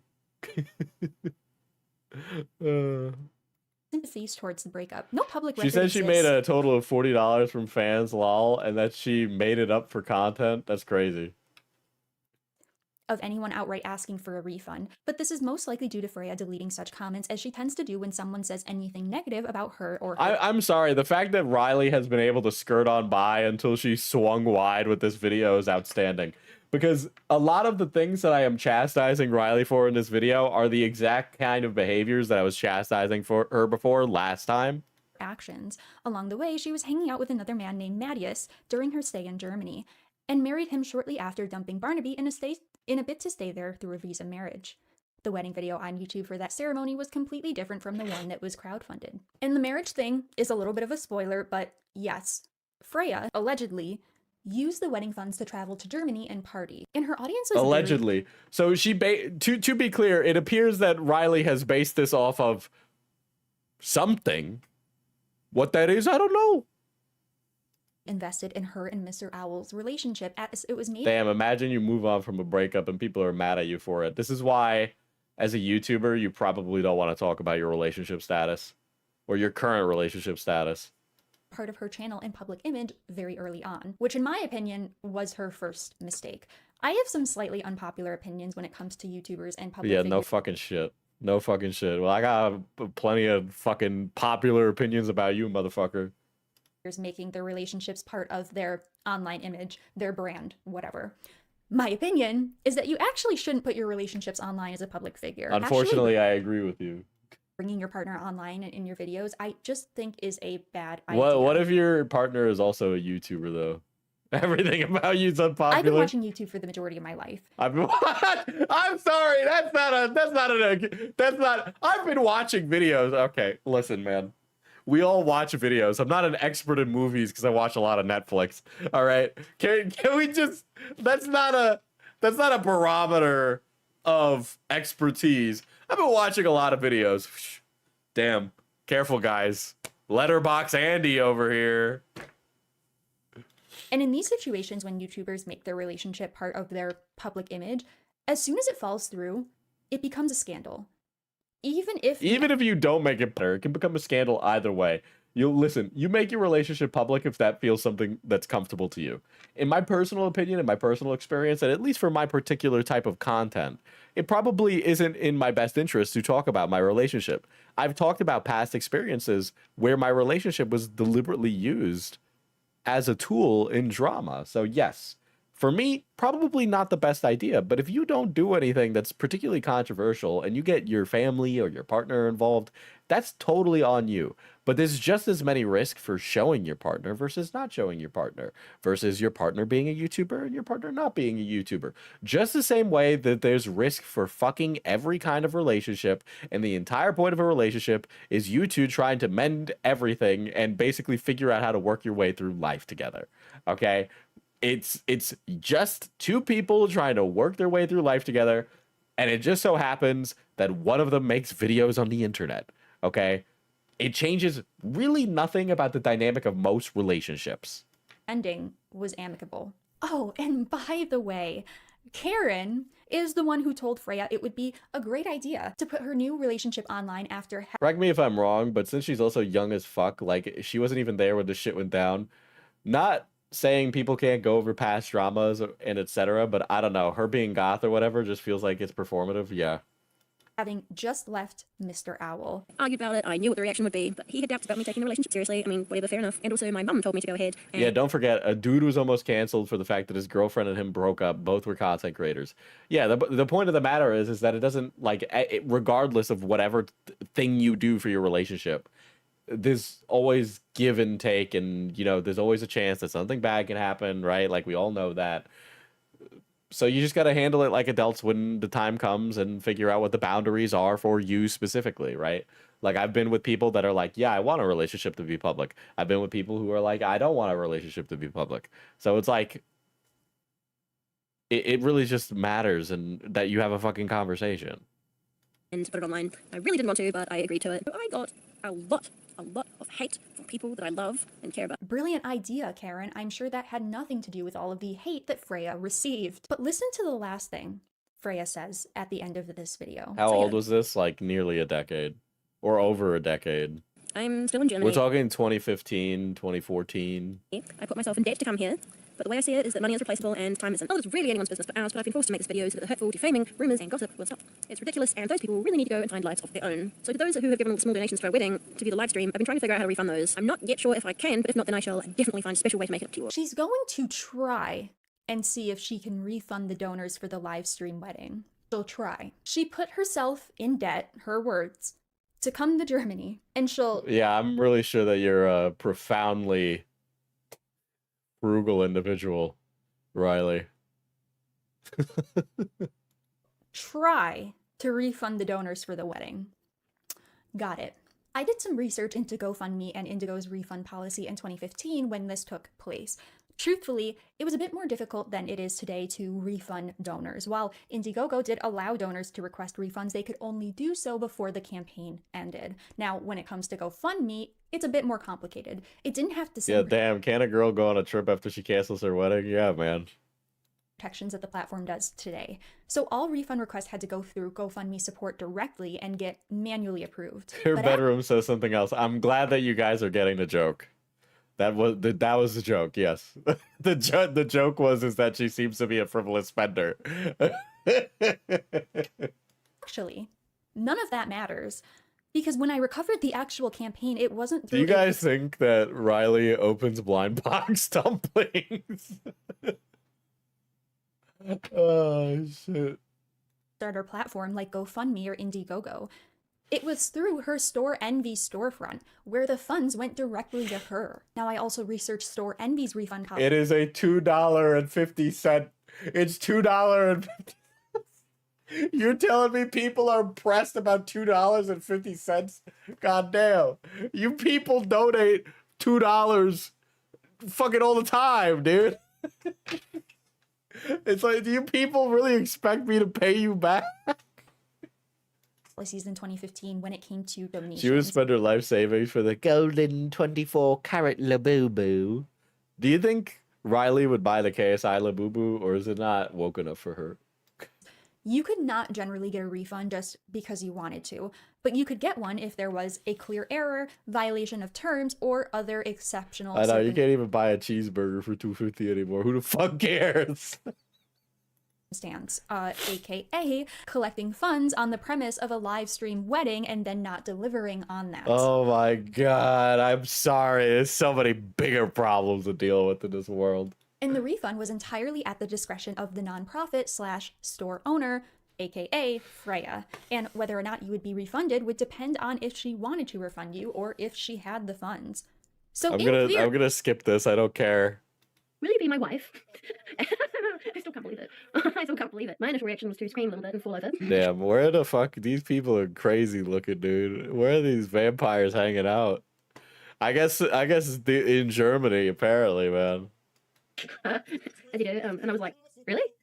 This guy ended up being like a giga piece of shit or something. The way she sat on her bed yapping all this crap makes me feel like I'm at some friend's place and I'm realizing she's toxic and I'm not seeing her again. Yeah. I'm listen, this happens many a time where I call something, but I call it really early. And I called it early on Reilly, and I'm just, I would be lying if I said I don't feel like Lisa Malgaib. They also tried to kill Lisa Malgaib, They tried to kill him, but he didn't die. So, what's that say? What's that say? Makes you think. Makes you think. Great guy, that Paul Atreides. Really? Really? Are you sure? Really? Did you know? Really? Yes, if I ask something, I usually mean it serious. So, Also, don't take that out of context, okay, Miss Reilly.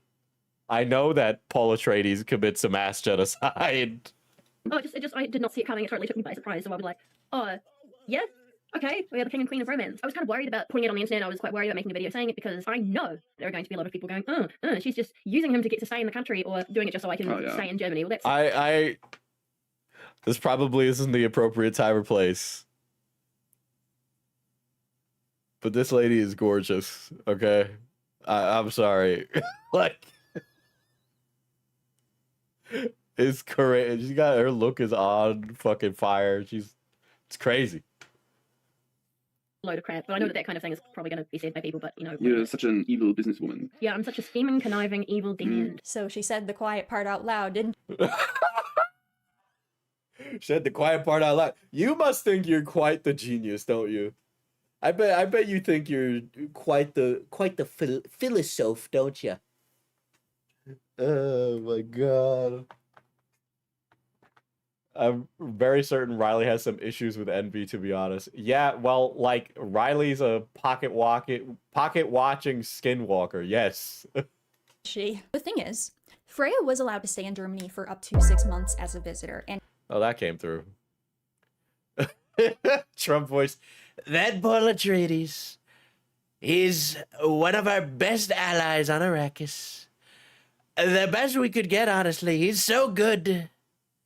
It's a shame our family was betrayed. I don't like what Baron Harkonnen is doing.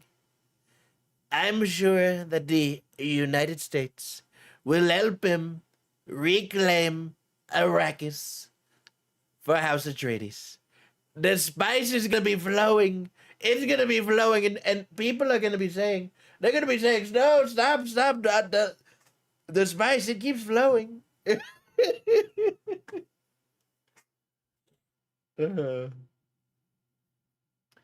Even if someone was getting married to stay in a country for longer or permanently, okay, like, who cares? If the person they're marrying is fine with it, it really should be no one's issue.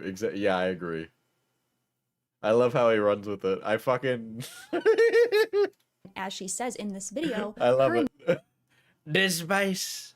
They're saying that the woke Bene Gesserit, they're saying that they're trying to take over. I don't like that. I've never seen worse people. Mattias had been together for 6 months, so her visitor stay was almost due to end, and they conveniently got engaged, literally, undeniably, on a whim. He literally proposed. He literally proposed? To her in bed, randomly. They bought a fast fashion ring. And who gives a shit, dude? Who gives a shit, dude? Who cares? That shit don't matter. no, you don't have to have some expensive fancy ring. Yeah, I'm sorry. What is with this? This is weird, dude. You pocket watching like a motherfucker. There's something so waspy about you, okay? You have waspy sensibilities. Oh, I admire her work ethic. There's nothing wrong with a fast fashion ring. Oh, he proposed to her in bed. The fuck? Wait, why are you pretending to be alternative when you should be wearing fucking Dockers pants and a fucking ascot, motherfucker? I was engaged once too, and I certainly did not have You a were diamond engaged? ring. That's not what I'm saying. I just think the combination I am so curious on that thread and would love for it to be pulled on. of all of these factors sort of put it in a different context. Some of these things isolated, whatever. All together, now it's questionable. It's eerily convenient timing, okay? I'm just saying. And look, So you're saying that she's cheating or she's doing some Woke liberal immigration to Germany. It's obviously none of my business if Freya wants to get married so that she can stay in Germany, allegedly. Yeah, well, like, okay, and I don't care if she does that. Really don't care. It's her life, it's her choices at the end of the day, it's not hurting me. But I think the issue people have is the fact that she's allegedly doing all of this on the dime of her subscribers who thought they were Okay, she's a fucking content creator. Literally everything I do, every time I buy a pair of fucking underwear, it's on the dime of the people who donate to me. Okay? Listen, guys, well, I guess I didn't. Yeah, technically, when I got a fleshlight from my audience, that was literally on the dime of my audience. Okay? I literally get things and make money off of the dimes of my audience. This is how it works, okay? If somebody is watching a video, you're getting fucking dimes from my brain viewing your fucking slop, dude. What are we doing? You what? funding a wedding with Mr. Owl and instead paid for her to party, drunk shop, and get married to someone else and didn't get refunded the money. And I mean, I'm sure some of you may not take any issue with this at all and say I'm, being dramatic or whatever. For your underwear or whatever else you need to buy. Yeah, well, the non-refundable $5. Granted, could you even buy underwear for $5 these days? I haven't bought underwear in a little bit. I'm guessing it's mad expensive, right? And, that's your opinion. We're all entitled to our opinions at the end of the day. I do personally think it's a little bit shitty to ask for money from your followers on the premise of one thing and then not deliver on that thing and not offer refunds when you have the money to do so, assuming she had actually set the funds aside for the wedding, and instead spend all that money on yourself. I don't think it makes her some evil conniving To be clear, the businesswoman. wedding would still be for herself, As she put it, or anything that hyperbolic. I just think it's a shitty, scammy move. Didn't she raise money for a lawsuit? Yes. Well, the lawsuit was said to happen, but did it really? It never did. It never came to fruition. That's all I'm saying. I have had many people ask me to start a Patreon, and I hesitate because I do not like the idea of asking people for money, especially with how my work schedule is right now and the fact that I spend so much time on these videos. It really doesn't leave me a lot of room to make content for Patreon. Uh-huh. I think I got a 6-pack from Walmart for $10. Oh, okay. Well, damn.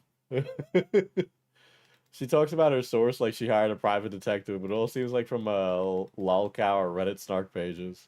Patreon to make it worth people giving me money. And personally, if I asked for money on the premise of one thing and did not deliver on that thing... Listen, man, I'm still waiting for your slap really suit guilty. against Richie, man. I would try and refund that money. My conscience would not be able to handle that. And maybe that's just I don't know if you're so moral, man. Me, okay? And as you'll later see, the wedding was nothing like the grand Tim Burton-esque wedding she promised. This is weird and pocket watchy. What is this pocket watch behavior, man? Literally not even close. It was done on a whim. It was very basic, lackluster ceremony. It's not like she delivered the grand wedding. I feel really bad for this Freya lady, this Black Friday lady, because all of this stuff that I've been listening to for the last 43 minutes has been so pedantic and pointless and rude. It is so rude. It's like there's no other way to put it. Like, of course, I'm sitting here and I'm like, oh, fuck this bitch. I fucking can't stand Reilly. Blah, blah, blah, blah, blah. I am by no means pretending to be like some fucking righteous, upstanding person in the slightest, okay? We paid for a toy and you got a small one too, I remember. Okay, to be fair, I put it on my throne and I'm like, that's what I want. So it really is my fault, I don't know, man. It just sits in a drawer. You're right. This is extremely waspy. Yeah, this is waspy as fuck, man. This whole like pocket watch at a fucking wedding, dude, is like insane. It's so inappropriate. It's childish too. That's really what it is. And it's true. It's true. What I'm doing is childish by sitting here and being like, bah, bah, bah, bah. Reilly's dumb. I like gooning. Bah, bah, bah, bah, bah. Right? All that is like childish, and I can admit that, and I know what I am. Right? I know I'm being like a shitter. Right? I'm goading, right? But like the whole like I'm so moral and righteous and upstanding, and I'm not saying anything bad about her, but isn't it interesting how she got married so quickly? How she got married so quickly and she emigrated, and that got her to go somewhere else. Oh, and her wedding, it was not what she promised. It's like, fuck you, dude. Oh, the fucking, oh, she got married to emigrate. Okay. Yeah. Fuck yeah, man. Fuck draconian immigration laws. Fucking sucks. Fucking, oh, the wedding was not what we thought. Yeah, man. Weddings are expensive. I hope it was a happy day for them. It was theirs, not yours. You know? Fucking fuck. Just with a different person. She didn't deliver what she promised at all. Feel free to give your opinions on this in the comments. I'm sure there will be many of them. Freya does these Q&As every now She and then. does videos like baby goth clothes and stuff. She doesn't do anything controversial. That's adorable. I hope nothing but the best. Unironically, on God. Her channel, and she said something in this one that I found really ironic. Next question. I've been trying to let out my goth style, but I've encountered a bit of a problem. I'm an African American girl, and I've done a bit of research. Some goths don't like African Americans to get into that style, but this lifestyle has been around me for so long. So people who are not okay with that are just outright racist. I will never understand that. A few months ago, I could happily say that I had never seen or experienced any of the racism that happens within the subculture, but unfortunately, I have since seen some of it online. I had to like block someone from my channel for that. It's just stupid, and anyone who says that to you is just being racist. That's it. I guess just because most of the famous icons within the subculture, you know, like the musical artists that started, or like Susie Sue, or Robert Smith, or Peter Murphy, or Johnny Slut, or whatever, just because all these people are white doesn't mean it's a requirement. Like, that would be ridiculous. Be yourself. Don't, for the love of God, be afraid to express yourself just because you think you have the wrong skin color. There is no such thing as the wrong skin color. Being white or being pale is not a requirement, and anyone who says otherwise is just downright racist and can go away. Oh yeah, F those people who are being Yeah, but she's being more of an ally than Reilly is being, right? Like, that's telling somebody to live the exact like culture and life that they want to live is way more inclusive than the stuff that Reilly is saying. Reilly has said nothing but exclusionary stuff. Okay? racist towards you. Being white or pale is not a requirement to be goth. But also, here's a tutorial on how to lighten your skin. If somebody wants to lighten their skin tone, I'm not going to stop them, okay? Obviously, you're going to have a more difficult time if you're African American, but if that's something that you want to do, go ahead and do it, dude. You know? So that you can better conform to goth and alternative Eurocentric beauty standards. Love it. What are you even talking about? I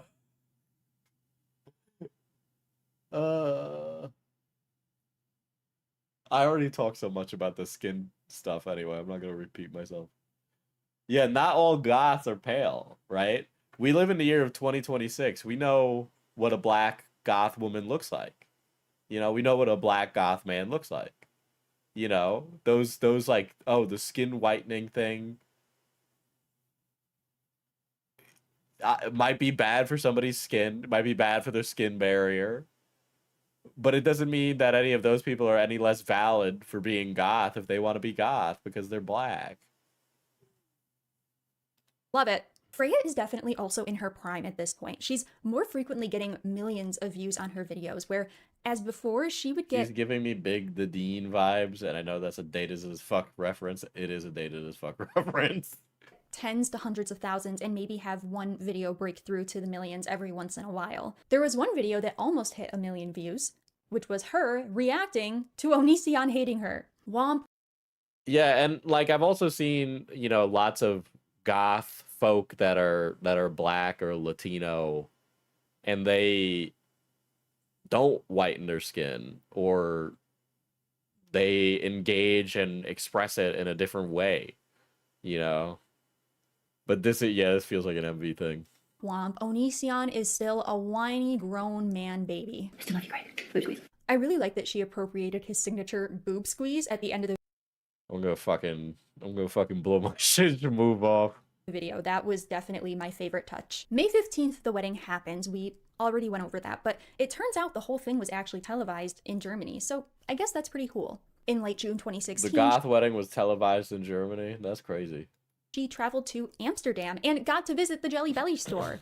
Her favorite food. How exciting. But the last day What are we doing? of her Amsterdam trip was anything but fun. Diesel had a flashback. I ran into something I ran into an interesting person recently who has a passing relationship with Mr. Onision Greg. Um, and nobody, he should be in prison. It's what I'm going to say. I can't speak for anybody else, but he probably should be in prison. But the big black pill here is that no YouTuber is ever going to put him in jail. All right. And Chris Hansen probably buried that one. Okay. Or exciting. Because as it turns out, Freya was slipped drugs. It happened so fast, like whatever it was just hit me like a charging rhino. I first realised that something was off when there were people talking behind me, and then their voices were echoing. Like one or two words they said was just repeating over and over and over in my head. I'm like, what's going on? God forbid she gives a full tutorial on her goth style. Yeah. As I kept walking, suddenly reality just fell the f to pieces. Everything just started going like moving upwards. I'm like really, really scared. I couldn't do anything. I just went up to the information guy there and I was like, please, sir, please help me, please help me. He was just ignoring me. I probably just looked like some frantic nutter. And then eventually I got his attention. I was like, please help me. I think I'm having a panic attack. Can you call some first aid people? So he did. And then some other people who worked there like, came and looked after me and they sat me down and they were like, you've just taken something and you're having a bad trip. Don't worry, it'll be over in a few hours. Get yourself something to eat. There's a supermarket just around the corner, just over there. Just go get yourself something to eat and just relax. You'll be fine. I'm like, oh, okay, so I tried this. I managed to walk about 30 feet. They gave me directions. They're like, go that way and then turn right. That was going to be impossible. Like, the world. Okay, so why are we covering her time that she took drugs by accident? I've honestly been trying to figure out what specifically she could have been laced with, because It could have been anything, dude. You could have a fucking panic attack if you take a fucking lot of edibles. You could have a panic attack if you take amphetamines. You could have a fucking panic attack from anything. An upper or a downer. way she is describing, like, seeing people's faces turn into faces of people she knows who have died, that is not typical of psychedelics such as LSD or mushrooms. Oh, do you take them? What? That is something entirely different. If any of you are experienced in psychedelics and you maybe know what she could have been laced with, please comment below. Why? Why are you trying to investigate the drugs she got roofied with? Thank you. Yes. I am really curious. And you know who found this absolutely hilarious? Dear old Karen. Karen. I did tell my mum about it. She laughed. She thought it was quite funny. Karen, you suck. Freya ends up traveling to... Why are you? I did tell my mom. She found it quite funny.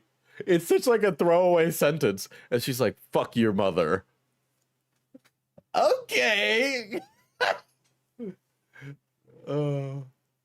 to Poland. She goes to a festival and also does a catwalk modeling fashion show. And then we get more Onision content because Onision is just full of spite and literally cannot let anything. Onision is like fucking putting the fries in a bag, all right, man. The Onision has fallen into irrelevancy, and that has truly drowned out his ability to make an income. But every time, and it is unfortunate to say, but every time somebody makes a video on Onision, you are feeding the beast. You must let the topic die in order to kill the creature. So that means you must cease talking, because there is nothing left to talk about. And that is what it is.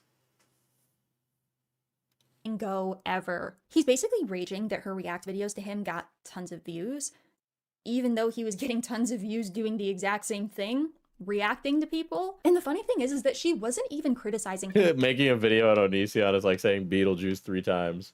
Yeah, but Beetlejuice is unemployed and not fun.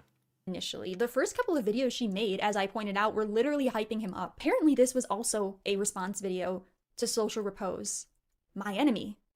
You are, forgive me for being a little bit unwoke here, but you are so fucking, you know what, I'll wokeify it. You're so fucking dorky. You're an absolute cornball ass person. My enemy, performative Andy over here. Oh. Listen, unless I know with 100% certainty that you would blow his shit schmoove off, he is not your enemy. Okay, Scarlet Reaper, I blow his shit schmoove off. In Minecraft. In Roblox 5v5 TFT, okay? Fucking Shinji over here. Well as Freya. I thought, wrongly apparently, that this drama between me and Onision was over when he made what was actually an hilarious joke video about me and Social Repose threatening to shoot. One of the things that really When I get employed again, you're getting so many angry super chats. When you get employed again, you should treat yourself, not me. pissed me off about this was that he used Alex Dorame's picture in this video for literally no reason at all. Correct me if I'm wrong, Didn't but Reilly had a poster of Marilyn Manson. Yet, when a comment pointed that out, she didn't like the same logic being given to her. I mean, who knows? It's like she went through everything about Freya's life and thought, how can I make this performatively mad? that just use her face for views, the exact thing that he is complaining about in this video. And in the end of this video, Freya symbolically steps on a banana with her platforms. And this is the official end of the It's Black Friday / Onision saga. Then another It was barely a saga. Brother, it was barely a haiku. controversy happens.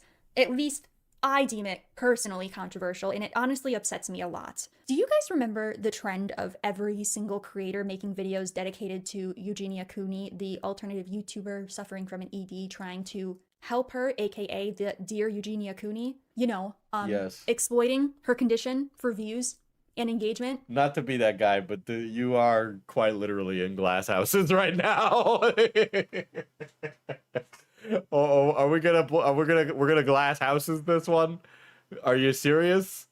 Fucking the call is coming from inside the house. You make the same kind of content. Under the guise I'm of glad Reilly is taking a break. She needs to take a long one and think on why she needs to tear down others that don't deserve it. She's going to look back on these videos when she's older and cringe. You guys are so cute. I don't think that's going to happen, but if you want to think that, go right ahead.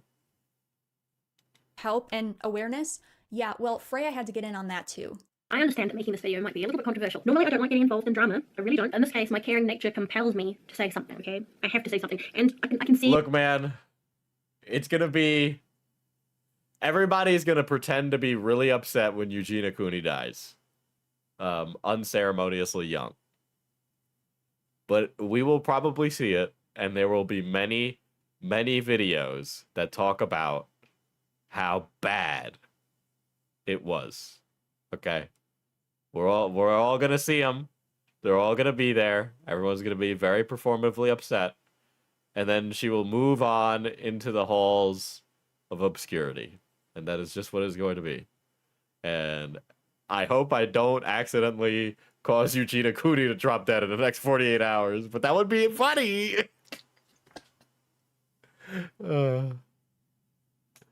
God, the poor innocent Eugenia who does body checks and actively promotes EDs. Yeah, isn't she almost 30? I don't know, man. It's kind of hard to tell. You want to send my messages? Oh, well, thank you. Yeah, I will feel nothing, which I am going to see as fine for myself. Yes. Yeah, worked on Cobes. If I get 2 out of that, that's crazy. Rip King Cobra. That was a really weird one. The tea leaves were there, dude. The tea leaves were there. He was like, "Oh, my stomach hurts," and then 24 hours later, he was dead. But yeah, there's definitely like a streak of like promoting eating disorders that comes out of Eugenia Cooney, and I think that is something that we could just validly say. Like, Eugenia Cooney is an adult, you know, so I don't know why people treat her like she's a victim of like her mother. And I know that plays an aspect in it, but Eugenia Cooney's had opportunities to make changes, and if she hasn't, then like at a certain moment we got to kind of throw our hands up and go, okay, what is her complicitness in this to other young women or men, you know? If you get 2, you have magic powers. Cobes was a good cold read. bro just looked sick as fuck for years. all this going on with Eugenia Cooney, I can't avoid it. I see it going on, and I feel like it's time that something was said by a YouTuber who isn't just an attention-seeking... This has always really upset me. To be honest, I haven't talked much about Eugenia on my channel, and I honestly don't plan to. I have kind of controversial opinions on her and the online spectacle and discourse surrounding her. Basically, I really don't agree with anyone entirely.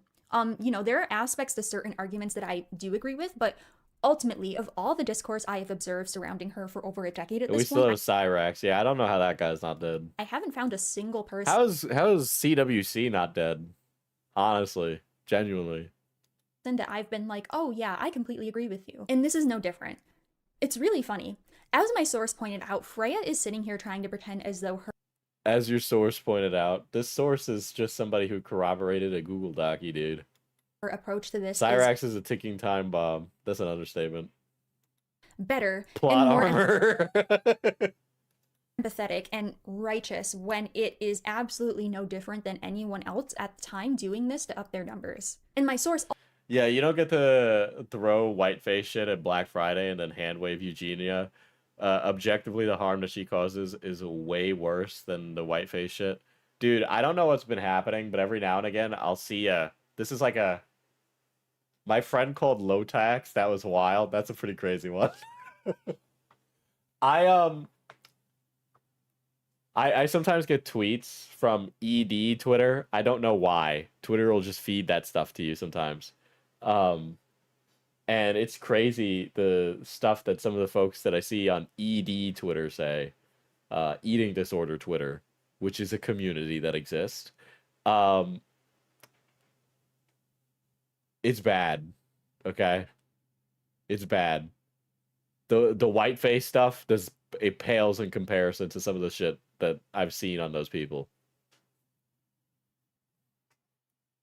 No, there is no feed on ED Twitter. I see what you did there. also pointed out to me that Freya was allegedly using the meta tag system at this time on YouTube Who to gives farm a views fuck? and engagement. Who And in gives these a fuck? Who gives a fuck? Who cares? Who cares? Yeah, no shit. Everybody was doing that. You want to be successful, you're going to figure out how to fucking tags work for search. No fucking shit.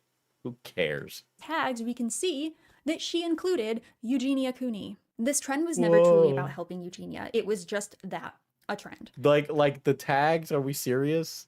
You don't even need to do like HTML to get that information. I don't know why you went in and did that. And as we can see, almost 10 years later, it didn't help her at all. Listen, man, I'll say it right now. I can't wait for the YouTube video essayist to have the 4-hour The Life and Times of Eugenia Cooney, and then it ends the video where this motherfucking girl dies. And we're all gonna sit there and go, great video, the right opinion. Great video, character here. We all know they're coming. It just fueled her ED even more. It would be really nice if these creators had educated themselves on ED. She's not like a fucking, I'm sorry. She obviously is suffering with something, but like, let's call a spade a spade. She clearly encourages plenty of young women to engage in such eating disorder behavior. All right, so if we can't acknowledge that both of those things are there and say that there needs to be some kind of fucking reckoning for that, I don't know. All right, so like, why are we woke scolding this girl when Eugenia Cooney definitely does have some fucking reparations to pay herself? All right.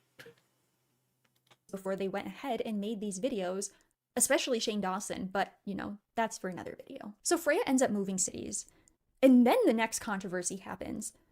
The Lovere and Père Lachaise incident. That was a wonderful butchering of French. And I'm not French, I'm Irish, so please don't come for me, okay? This Well, actually if you want to, honey, you're white. All right. Irish. That's what they call. That's what they say. Irish. went mainstream. This was a huge deal at the Yeah, she didn't play the rest of her video because it was probably really understanding and empathetic.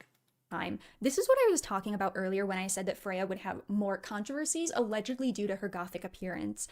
I'm going to include some footage of Freya talking about what took place from her perspective, but I obviously don't want to Did she like go to a fucking graveyard and take photos? play the whole video for copyright purposes, so I'll also give you a gist of what took place. Basically, Freya and Mattias went to the Lovere, The Louvre? I didn't even know she was talking about the Louvre. The Louvre? The Louvre? The Louvre. Wow. I know I mispronounce things all the time because I'm talking at like 10 miles a minute on stream. But the Louvre? I didn't even know you were talking about the Louvre, which is one of the most famous museums on planet Earth, dude.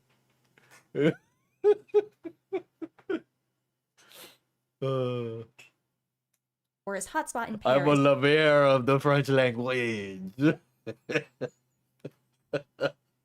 Oh my god, pack it the fuck up, Pippi Longstocking.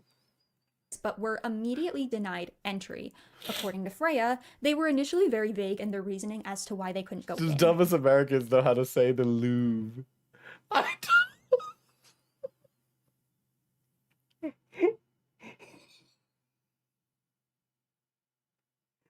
Oh. Oh my god. But remember, she did concrete research to make this video. No, she needed to make a video. And she got this stupid fucking Google Doc and she ran with it because she's an idiot. And then they allegedly told them that they couldn't come in due to the way they looked, that they would be drawing too much attention to themselves, and then they were both sent away. Freya began That's crazy. That's actually... that is discrimination. The Louvre discriminated against the Goths. Unironically. She made a Snapchat post that she later shared to her Instagram, and it got so big that the Louvre ended up responding. The Louvre. And apologizing for the inconvenience. Freya claims a journalist also contacted both her and the Louvre for comment, to which they allegedly told them that they were denied entry due to... To say it this many times and not ever think that you said it wrong is so fucking bad. Freya being too famous, and that they should have arranged for a private visit. Then the Père Lachaise, which I'll just call the cemetery because it's easier, the cemetery situation happens. Freya and Maddie... Is this I don't know what this place is. This other place that she's talking about? I know the Louvre, but is there some famous French cemetery that I am unfamiliar with?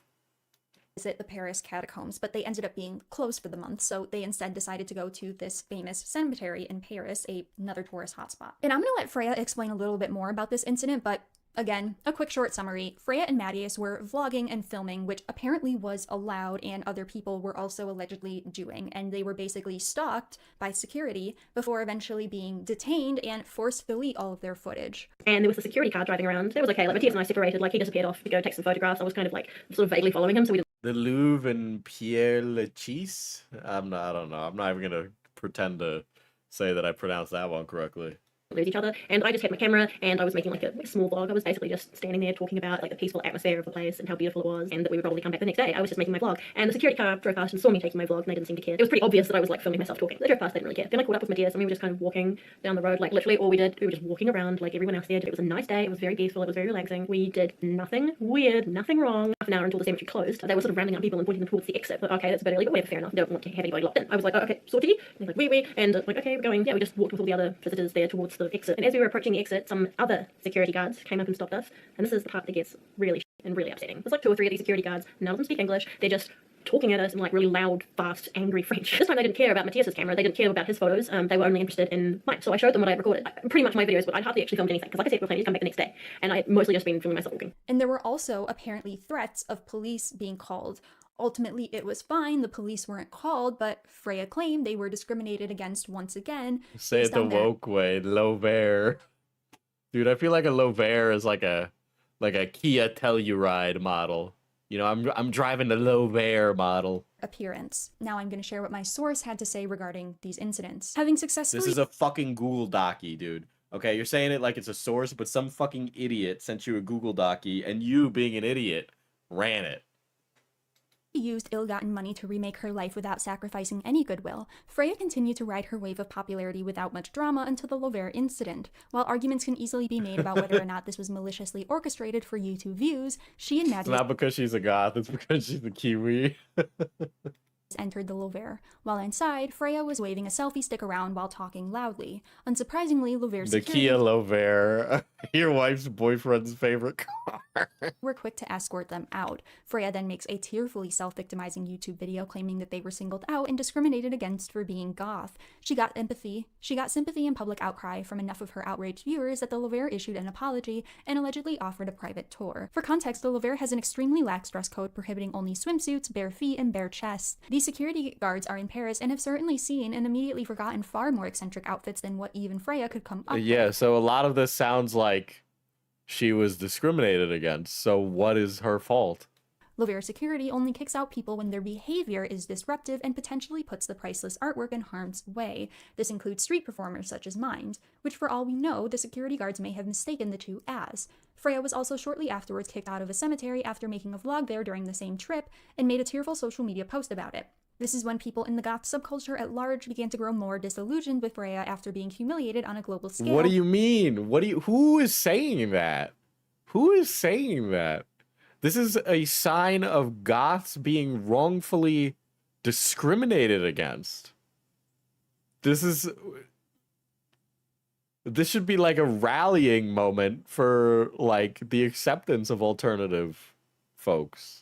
By these incidents, but found that her fame on mainstream YouTube would now overshadow how the people she claimed to speak for. What are you talking? Now feel you're just editorializing, okay? You're just editorializing her, and this like what? Can you read her fucking mind? about her. Ultimately, while the cemetery did not comment or respond So they assume something about her and judge her based on that assumption. If only there's a word for that. to the media backlash, the Lovera ended up apologizing and offering Freya and Mattias a VIP visit next time they were in Paris, and Freya seemed satisfied with this. I'm Here's the sorry. thing.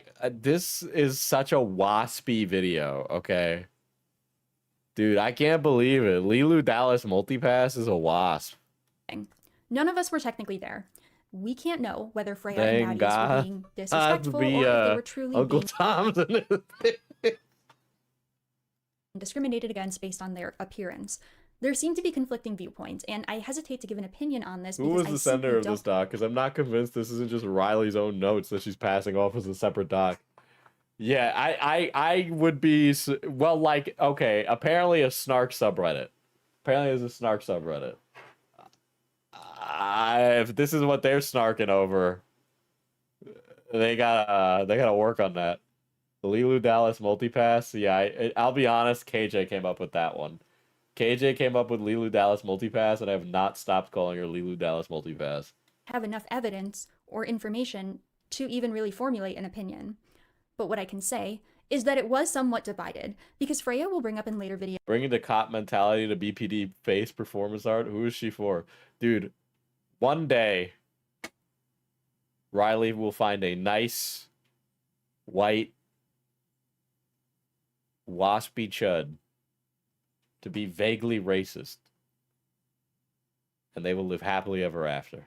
the rumors surrounding Yeah, these I will incidents look and at- how I people will were look at supposedly Freya's video. lying about what took place. Well, I think it's a bit shit for people who've never met me to make stuff up about me, make all these assumptions, and go around and tell everyone that they're true. And if I even try to defend myself, they just go, lies, you don't know me, we've never met. If you talk about talking about a certain situation, such as like the cemetery thing, like being kicked out of a cemetery in Paris, it's like, you weren't there. Like, the story that I said that happened is what happened, and you're welcome to contact the cemetery and ask them. So it seems like there was backlash to some degree. To what degree, I'm not sure. I'm not going to give an opinion either way. I'm just going to deliver the information and let you all formulate your You've own. been doing nothing but giving an opinion. This entire video is just you being a humongous piece of shit. Whatever hate you're getting, it's not enough. I think your skull is too thick to know any better. But fine, we'll watch Freya's response I video. generally don't engage in drama, but alright, let's go. So this person has made a deep dive hate video about me 2 hours long. A lot of different controversies. Yep. It draws from a source that has guessed a lot of stuff and made a lot of stuff up. It is, as many of the comments say, a nothing burger. It's a boring and botched story of my life. It was such a slog that even I struggled to watch it, but there is so much flat out bullshit in there, and so many people have seen it, I cannot let it alone. According to Reilly's video, I neglect my children, abandoned my pets, am a racist, a scammer, a liar. I believe in free speech, but I also believe in consequences. And I don't believe in slander, which is what this is. This is actually for Freya directly. Listen to me very closely. If you attempt to get this video taken This is part of the section that she deleted from her original upload. down, not only will you bring even more attention to it, But I will never stop talking about it. I will make multiple follow-up She's always doing this, dude. Reilly, I would, if I went and I watched some of the other, like, disgraced content creators that Reilly has covered on her fucking YouTube channel, dude. If I went and I watched those, how many of those videos do you think include her giving like some outrageous Sephiroth level rant like this? Because it happened with Social Repose. Did it happen with anybody else? Because I have this sneaking suspicion she does this all the time when she's trying to goad a fight out of somebody. Reilly Yagami. videos, and I will monetize the hell out of it. Do not do something stupid. It will not bode well. Girl, do you realize how little work I'm doing and I've made money off of this fucking stream? There's nothing better than being a streamer because I could just sit here and go, bah, bah, bah, bah, bah, and then people just give me money. And you're like, oh, I will monetize this. I will make your life a living hell.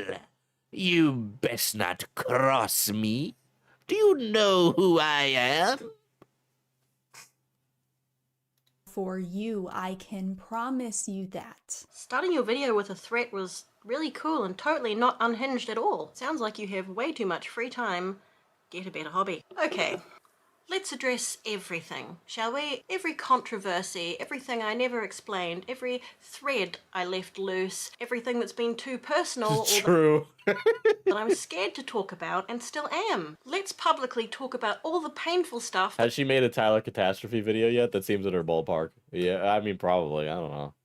I'm not ready to talk about traumatic things. Let me bare my soul before you, because I will not have my good name besmirched in such a disgusting way. Let's do this thing by thing, like bullet points, in no particular order. I swear upon this Bible, and this Satanic Bible, and this Luciferian Bible, I swear upon the integrity of my own soul, that everything I am going to tell you is true. 100% unfiltered everything. I've absolutely made mistakes and done and said stupid things. I've done things I'm ashamed of and embarrassed about. Of course I have. So have you. So has everyone. So is it? Yes. So true, Queen. So true. Normal person living a life. Of course I've done things, or usually in my case, not done things that mortify me to think. Dude, that's what I think, like a higher concept talk about like Zoomers suffering from the consequences of the social panopticon of social media is such a bad thing. Because I think Reilly is an example of the extreme end of what happens when you deliberately feed that beast.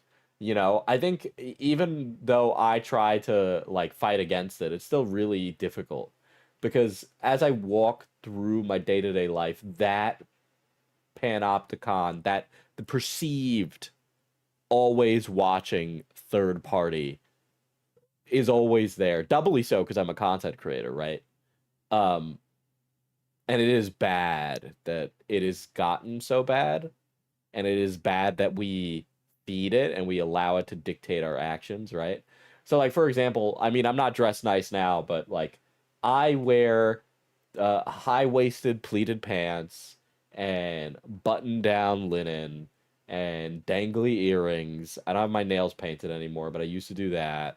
Right? And I do all this stuff to look like a cross between somebody who is like at least casual gothy or casually alternative, and then like a little like high effort theater kid. And the amount of like comments I'd get that are negative about doing that are crazy.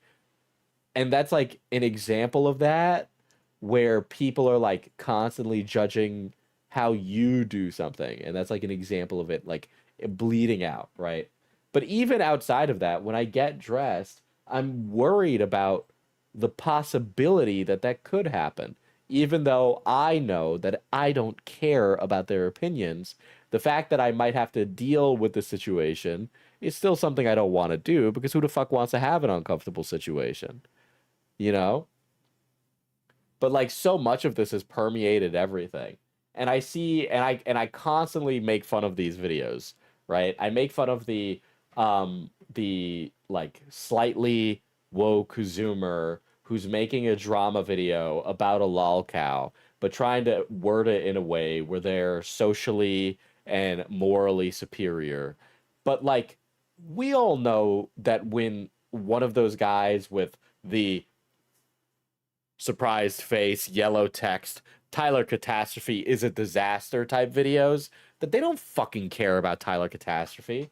They don't even give a shit outside of the fact that they look like Tyler Catastrophe looks like a disgusting little cretin who engages in like weird behavior, right? And yet they treat it like it's part of this like weird social kangaroo court. And it's like, brother, if we keep doing that, we're all going to be running around acting like we're all morally superior right up until the moment when our cringy Wattpad or AO3 gets found. Okay? Yeah, man. I've done cringy shit too. Yeah, man. I've done stuff that I don't doesn't represent me too, right? Everyone has. If you're a creator on the internet long enough, of course you fucking have. But like to pretend as if you are infallible. And I know that like Reilly would say, no, I am fallible, right? She would say that that's not the case, and it's a misjudging of her character. But the reality is that is how it comes off when she makes these videos, and that's always been the case. And I've said this on a prior stream when I covered Reilly. We can't just call people dweebs anymore. Yeah. Punk rocker myself, you are treated different. Had many alt friends through the years with the same experience and worse. Friends have died. I'm pissed. Yeah, it's these folks that are like this constant like judging by others. And I really do see it from younger Zoomers. There's like a really like stark difference between like an older Zoomer and like a younger Zoomer. And I know that's like, oh, fucking Unk is just, yelling at clouds type shit. But like, I don't know, man. When I was teaching, some of them were like not Gen Alpha, and they did not act like that. It's like a very specific like period of this like specific generation. All I've ever done was the best I could do at the time. The Lovere. Yeah, I feel like people have got a lot more cruel to each other for dumb reasons. Yeah. I think that's a really good way to quantify it very simply. Yeah. I don't know. I obviously, like, I get on these streams and I know I participate in that exact kind of thing and exacerbate it. But I hope that I'm, like, clear enough to say that it, like, dude, none of this doesn't fucking matter. Like, I say it all the time. I'm like, who gives a shit? Nobody fucking cares about this. Like, this is stupid. This is stupid. This is funny. I'm just here to laugh. Right?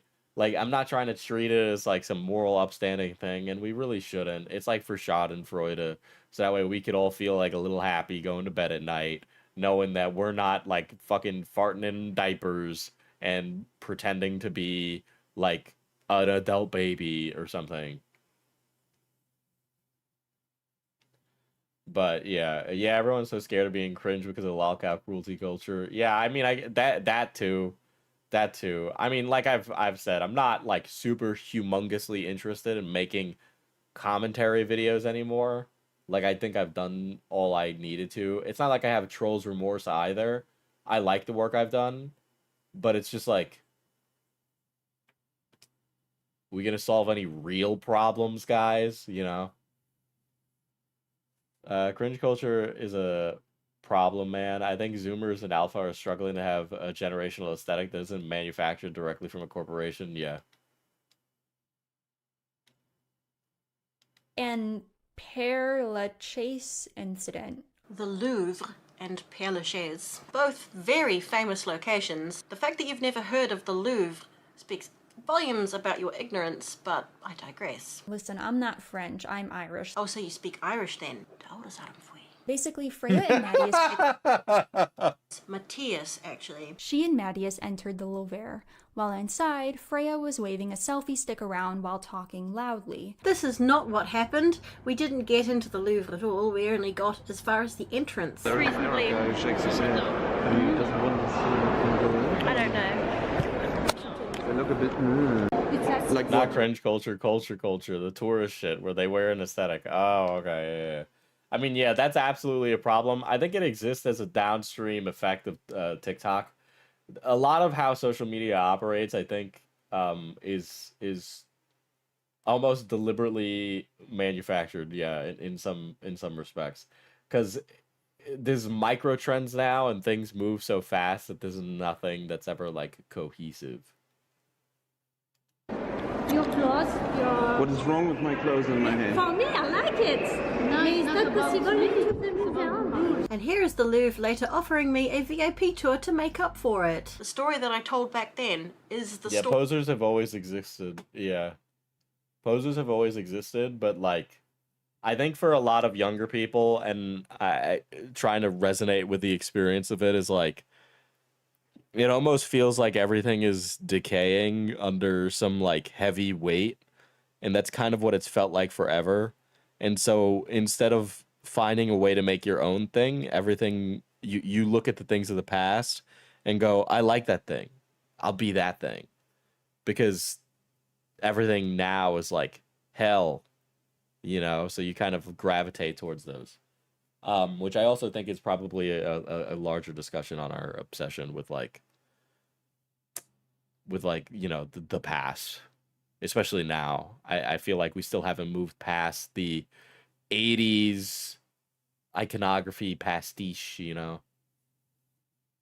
It's funny you talk about your source, because I used to see people quoting from some source who knew what really happened at Père Lachaise. The only story I remember was that I was twerking on graves, which is pretty funny. I've never twerked in my life. I don't even think my ass can do that. But the Paris thing, there's literally nothing more to it. I'm sorry it's not more scandalous, but what I said happened is what happened. Her and Mr. Owl's wedding. It is very much possible that Freya did take these funds intended for this live stream wedding and instead use them to travel to Germany and party and relocate and do drunken shopping. She also harps on about the wedding live stream thing. It cannot be stressed enough that this wedding was very well funded. I got about $40 from that wedding live stream fundraising thing. That's it. $40. Hardly enough to jump on a plane and spend big on partying. I couldn't refund them because it was a donation, so when I later got married to Matthias, I emailed every contributor and sent them our wedding video long before it was published, so at least they'd be getting something. I don't recall anyone actually caring or asking for their $2 back. It was very basic, lackluster ceremony. That was a typical German wedding. That's how they're done there. Different from the big glamorous events Americans might be used to. So how was I paying for all my shopping and traveling and partying? Used the wedding funds to travel to Germany and party. Did some drunken shopping while she was there. It couldn't possibly be because I was earning my own money at that point. I also had a credit card back then, hence the debt. I was getting okay money from YouTube. Not what most people would consider a lot, but you know. Yeah, I gotta be honest. I think people who are either newer or don't do YouTube severely overestimate the income that most YouTubers make. The reality is that you really don't make a life-changing sum of money. The expectation is that you do, and that did exist, but it doesn't exist now. And for most people, you don't ever make a life-changing amount of money. And it's the same thing with OnlyFans or any other place where you can make fucking money on the internet. A lot for me. Onision. Yeah, I did used to like Onision's videos. I didn't know much about him. I thought they were pretty funny and well put together. I didn't like him for long. The more I heard about him, the more I started to think that and there's I'm a crazy asshole actor. And a lot of alternative people say the exact same thing that Freya is saying here, by the way. You'd be not shocked to hear how many alternative people I've met who their first exposure to the culture online was Onision or fucking Blood on the Dance Floor or Social Repose. Wasn't a joke. I've never met him, but I understand he is a vile and contemptible person. I am a proud Onision. That's a vile and contemptible person is a beautifully simple way to put it. Historian. I was there every step of the way. I wasn't.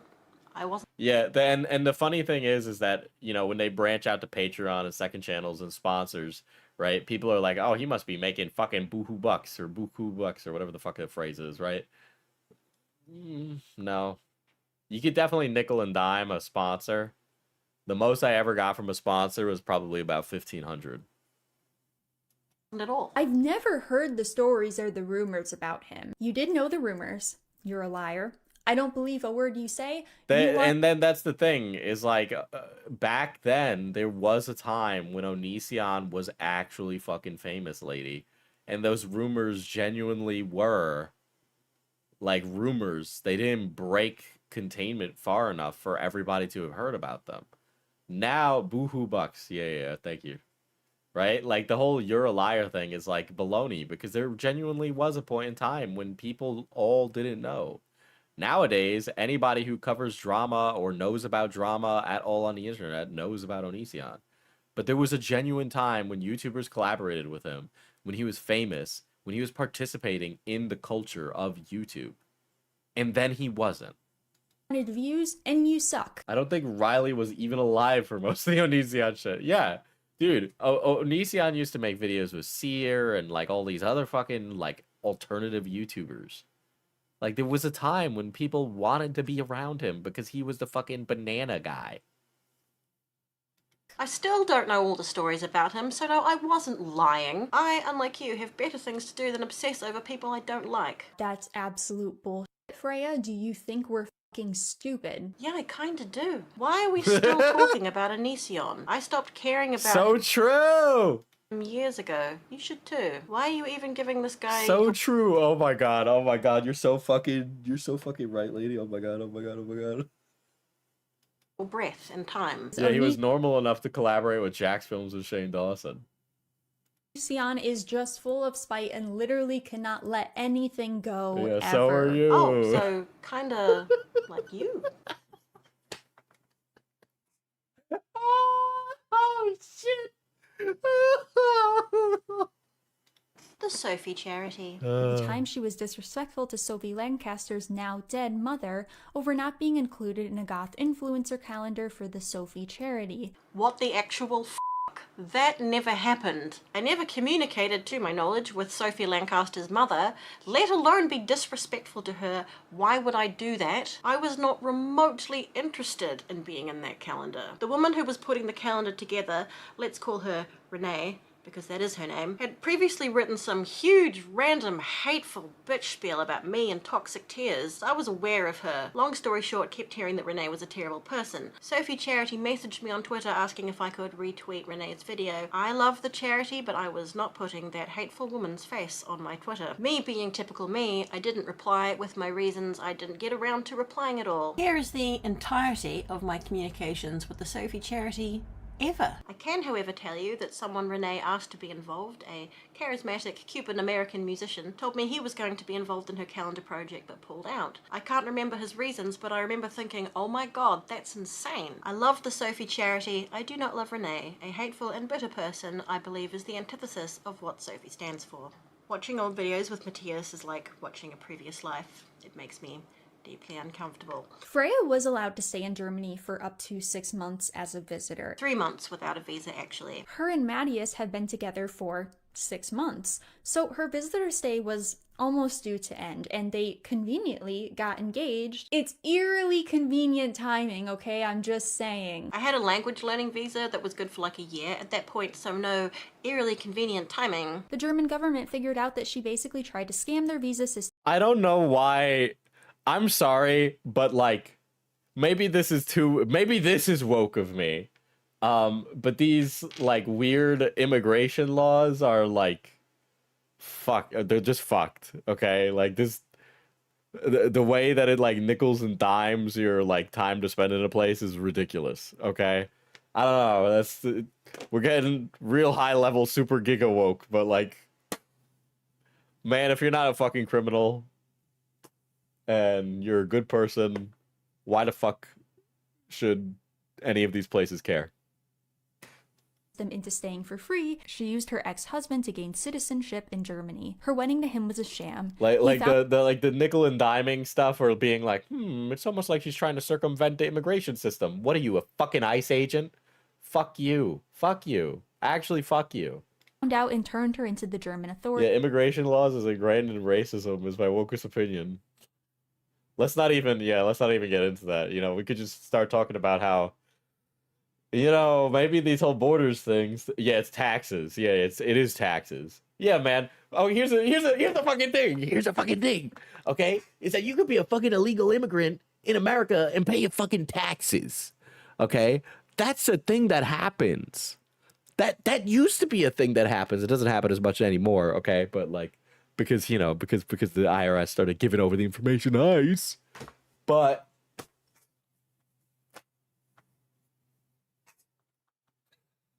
Ice Warden is my new favorite slur for white people. That one will probably do numbers. Yeah, it is a taxes thing, but like, you know, man, just like pay the taxes when you get there. You know, like we don't. If you're paying taxes and you're not committing a crime, what's the fucking problem?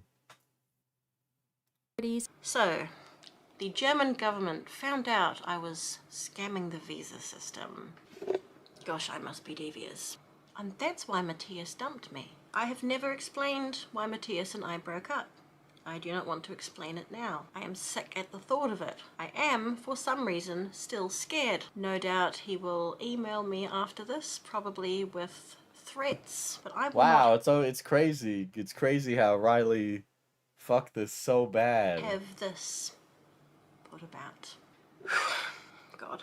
I did not explain it online because I knew my followers would probably rain down hate upon him, and I would have to cope with the consequences of that, him being my neighbor still, and I absolutely could not cope with it. At the time of our breakup, I was experiencing the worst mental health of my life. I had panic attacks daily. I couldn't eat or go outside without having panic. I kept waking in the night with my heart hammering. I experienced disassociation for weeks, which was terrifying. If I saw his face, I'd spend the rest of the day in a disassociative waking nightmare. The primary reason we broke up is because he cheated on me in the bathroom at the Gothic Pogo party with a Great, she didn't even try to research that before she made this slandering video. Yeah, she explained he was an abusive ex and purposely canceled her visa because he was jealous. Yep. This is bad. This is really bad. For Reilly, this is an absolute killer. This is a bad one. girl who was actually in my vlog from that day or the day before. I made friends with her, we added each other on Facebook. No hate towards her, she assumed we must have had an open relationship, but I was still like, yeah. Reilly should apologize, honestly. She should make a video apologizing. So I could go. Feels good. I am being a vindictive asshole, absolutely.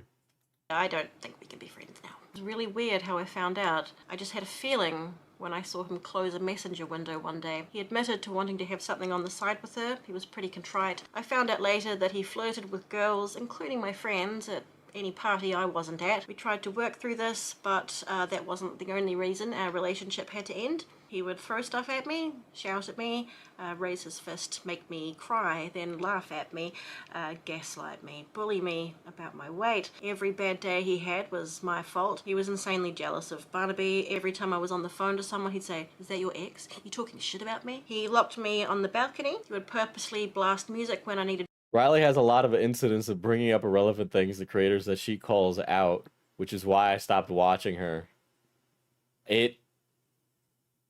This is what Reilly does, okay? This is what Reilly does. This is not surprising. Lilu Dallas multipass. The day was going to come, and it has finally arrived. Okay? I predicted this. I'm Lisa Balgaib, okay? The spy speaks to me. Quiet for filming. He took so much money from me. Like, I paid the flat deposit, he kept that for himself. He had major anger issues. I tried to help him with this. He got on some meds for a bit, and I remember him reading a book called Wut tut gut, but he decided he didn't need this. One Mariluna, he kneed me in the back and I fell on my hands and knees because I wouldn't have sex with him in a public place. I have a snippet of video from that night, which is nothing really, but it's the only evidence I have of what he was like. He forced me to delete it. I made a copy, of course I didn't delete it. The police came 2 or 3 times to our flat for domestic violence reports. Our neighbours called the police after one altercation, and a policewoman told me, "You need to leave him," and I just said, "I can't."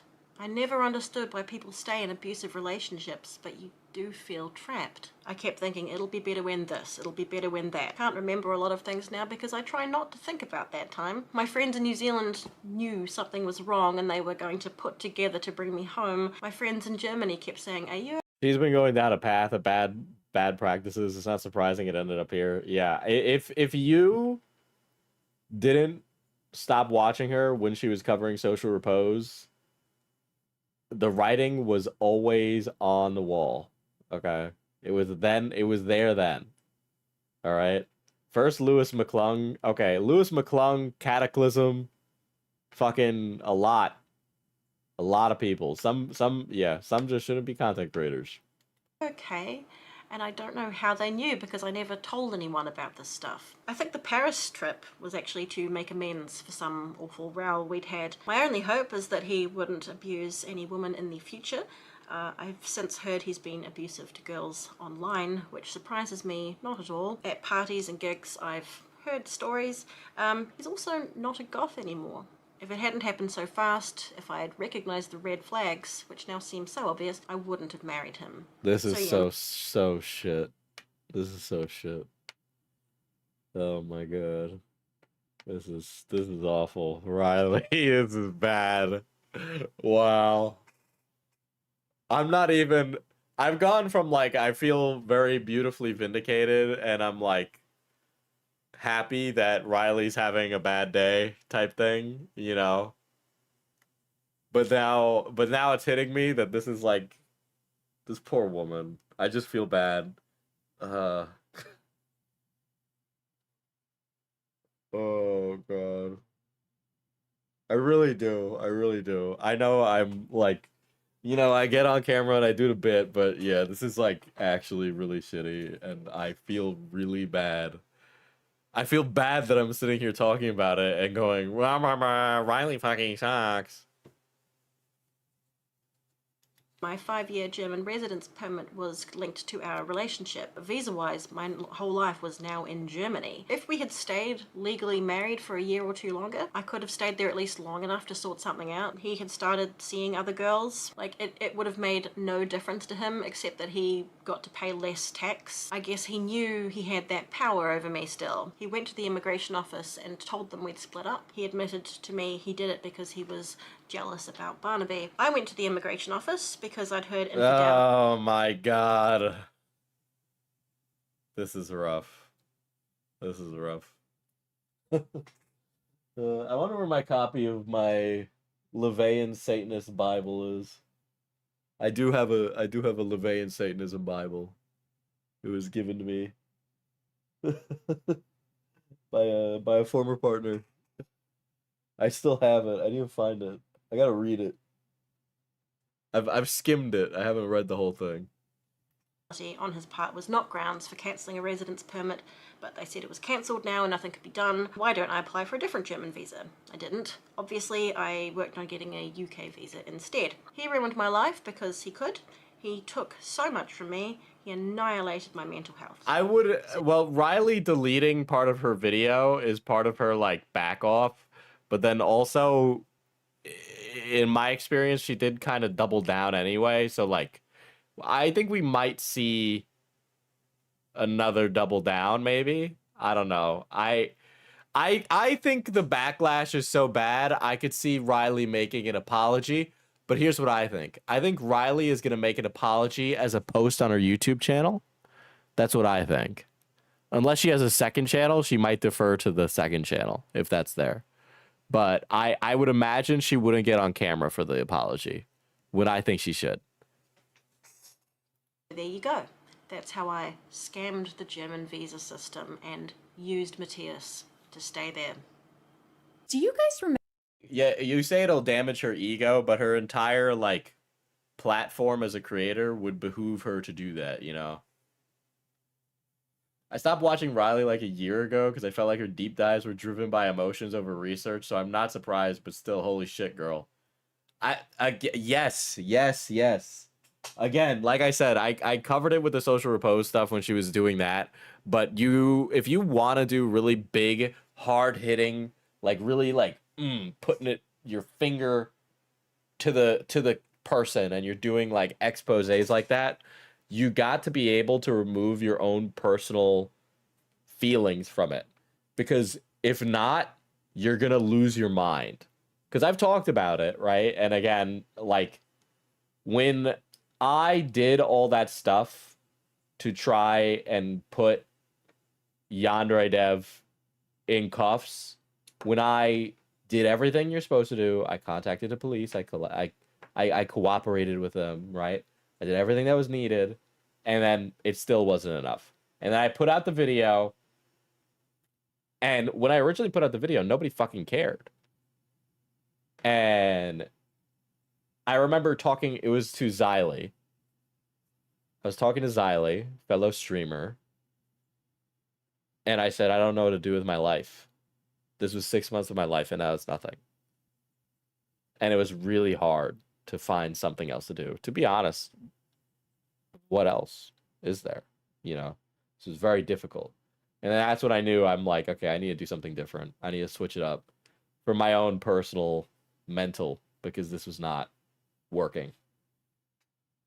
Remember the trend of every single creator making videos dedicated to Eugenia Cooney exploiting her condition for views? Yeah. I never watched Reilly because she looks like that.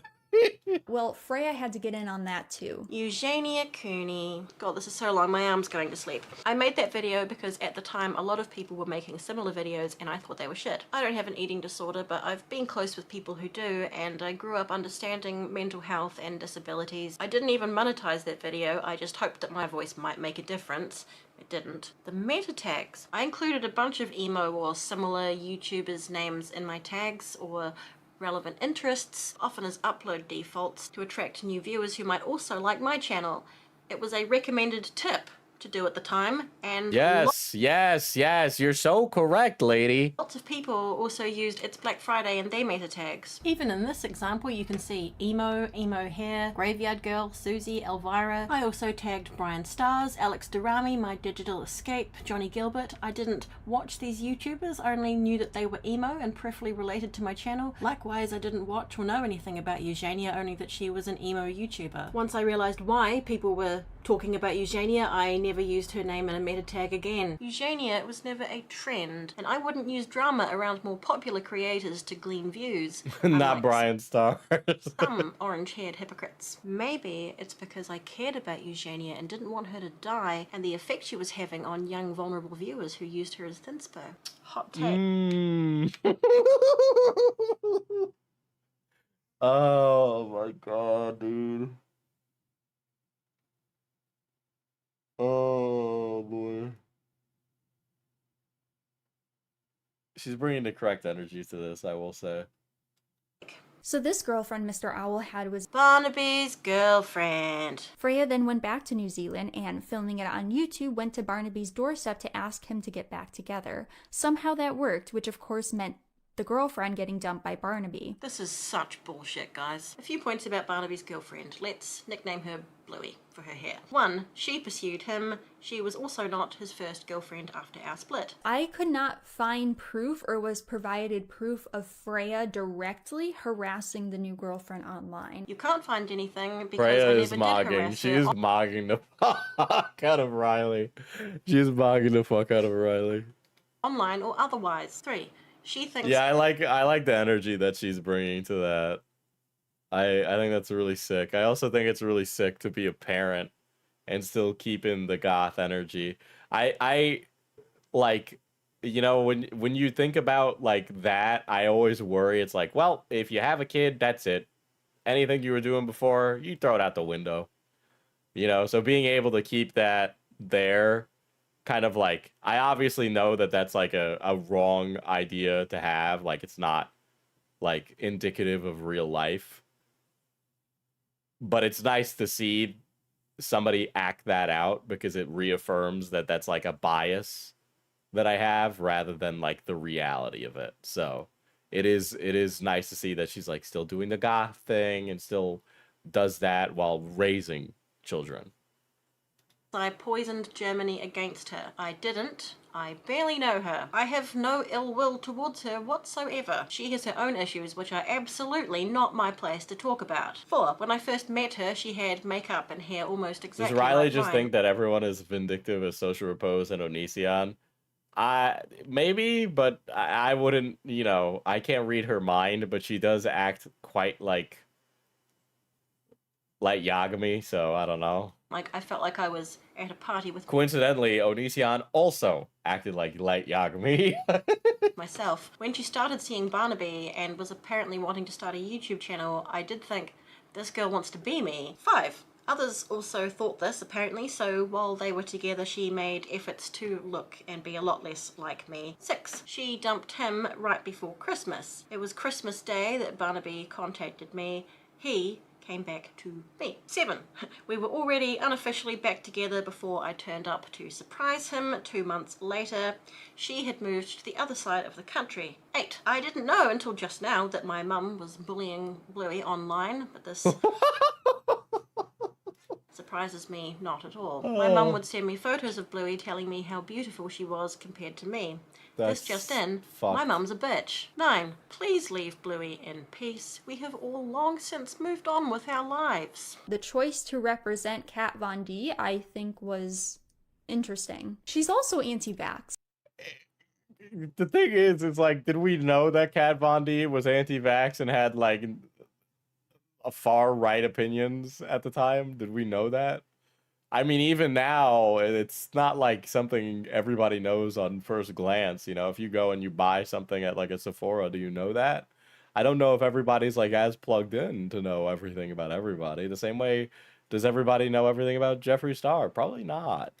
Kat Von D. When Kat Von D brought me to her party in LA, which was wonderful, she was still pregnant. Everyone loved her. It was only later, after she had her baby, that she revealed she was anti-vax and all the other drama came out. I had filmed a whole gold makeup look using her 10-year anniversary makeup collection, which was all gold. But when the controversy came out, I didn't post She the doesn't video. own that company anymore. Okay. See what I mean? I didn't even know that. If you must know, I am fully vaccinated and all my children are fully vaccinated. This big one that she went on and on and on about. My skin whitening tutorials that I never made. This is a video where she shows us a formula she made that is meant to, of course, Yeah, people, when you support a person you didn't know was doing bad shit, when said bad shit is revealed after the support. Yeah.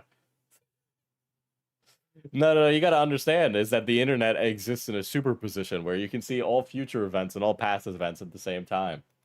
lighten your skin tone. No, it isn't. Racist undertones here. Promote skin lightening. The racist racism. So I am a massive racist, obviously. Careful. Riley's not really good with subtext or sarcasm. All right. And all the non-Caucasian people in my life who I love or grew up with, I'm sure can vouch for that because I vomit every single time I see them. For those of you who don't get sarcasm, that was sarcasm. You can better conform to goth and alternative Eurocentric beauty standards. I have said repeatedly that goth has nothing to do with skin color, that you don't need to be white or pale. Freya does trad goth makeup specifically, which involves a completely white foundation. What the fuck is trad goth anyway? No, a trad goth look does not require white face paint. I've actually scripted an entire video on the subject that I haven't shot yet, and I have probably said 1,000 times, yes, I'm a ginger, I have a lot of freckles, I do not want them. Here is an old photo of me.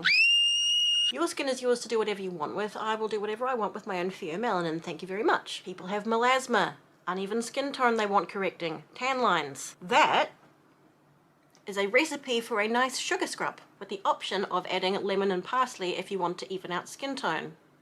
So racist. I have never told anyone they need to be paler, not even in that video. Drama with another Wow. online personality named Oh, Violet Vixen, and my source is claiming that Freya was refusing my to just source is say, claiming. I'm sorry. My source is claiming is not like a way that you could like squeeze your ass out of any like dumb gotcha you put yourself in. Black Lives Matter. If we assume that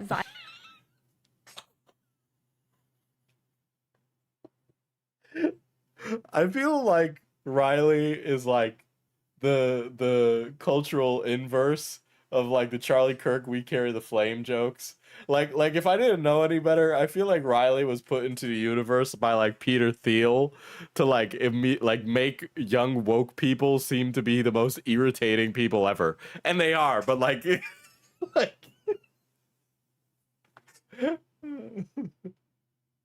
So the source pointed to a video and Reilly didn't watch it. Got it. See, the key is to sit in your room and do nothing but decorate that stinky room with bullshit you buy on Amazon like Reilly does. Violet was just trying to educate her, and Freya claimed that she was being harassed and publicly called out by Violet. Freya looks at criticism as harassment. I do not look at criticism as harassment. I look at bullying as bullying, and this random chick was bullying me, along with one or two friends of hers. I guess she's a bit like you. She just wanted to take me down for fun or something. She sent me a screenshot of a fake conversation between me and some business or something called Madam. It didn't even sound like me. I think she was the same chick who tried to take down Emily Autumn by proving that she was a racist, which is something that someone can't really prove that they aren't. She couldn't find proof that I'd actually said or done anything racist, so she had to make something up. I know I screenshotted the conversation. God knows where that is now. It was 5 years ago. I've been looking for it. I scrolled through over 5 years of Instagram messages to find that conversation. She's long gone, so it looks like this now. But I told her what I'm about to tell you. Put your hateful energy into attacking someone who is actually a problem. Of course, Black Lives Matter. Duh. I've never felt the need to tell my followers not to be racist because I assume they already know that. I don't need to point out, hey, I don't know about my audience. Actually, nah, you guys are alright. You guys are alright. hey guys, I'm not a racist. I prefer to just go about my life not being one. A wise man once said, Dude, I love this lady. I know, dude. It's I have a crazy. dream that my children will one day live in a nation where they are not judged by the colour of their skin, but by the content of their character. I do believe in judging the individual. Whatever colour you are, if you're a good person, you're a good person. Let's be friends. Likewise, a bully is a bully, and I do not tolerate bullying. Freya's best friend and What's her bandmate YouTube again? It's called It's Black Friday. had tragically taken his life. Why did you keep bringing up my mate's death? Why? Is it so you can pretend to be an empathetic and caring person? So what's going on with the pets? My pets! You can pause to read this drivel if you want. That is not even close to the truth. It's f***ing appalling. When I was away for short periods, I would take the cats to a very nice cattery and the birds to a local vet clinic. But when I had to leave Germany and move out of my flat, obviously that was different. I didn't know if I would be moving to the UK, getting a new German visa, returning to New Zealand, or how long I wouldn't be there. My black rescue cat, Thanatos, was rehomed with my friend Martin, who has been That's a amazing great with him. cat name, by the Thanatos is way. Great cat name. It might be a little generic, but I went for a run today and I saw somebody running with their dog and I'm like, I want to go running with a dog. What would I name my dog? This is what happens when you have fucking ADHD, I guess. I don't know. No, these are just random thoughts. This is normal. I was like, what would I name my dog while I'm on my run? I don't know. Maybe something like Achilles. Achilles would be a cool dog name. No, maybe I name him Odysseus. No, Odysseus is too obvious. Everybody has done that. Maybe I'll name my dog Patroclus. You know, because Achilles is too obvious. thriving. The Budgies were rehomed with a lady called Amanda. We agreed I'd take them back if I was going to move. I want to name a dog Geralt one day. That's such a good name for a dog, too. That's the thing. Back to Germany, but otherwise they were hers. Moon Moon, the cat I loved enough to save up thousands of dollars to fly from New Zealand to Germany to be with me. God, I've explained this so many times. A friend of mine offered to take her in. She had lots of cats. She cares deeply about animals. What does she do on her channel? It's like goth lifestyle stuff. And she's like a parent, so sometimes it's that.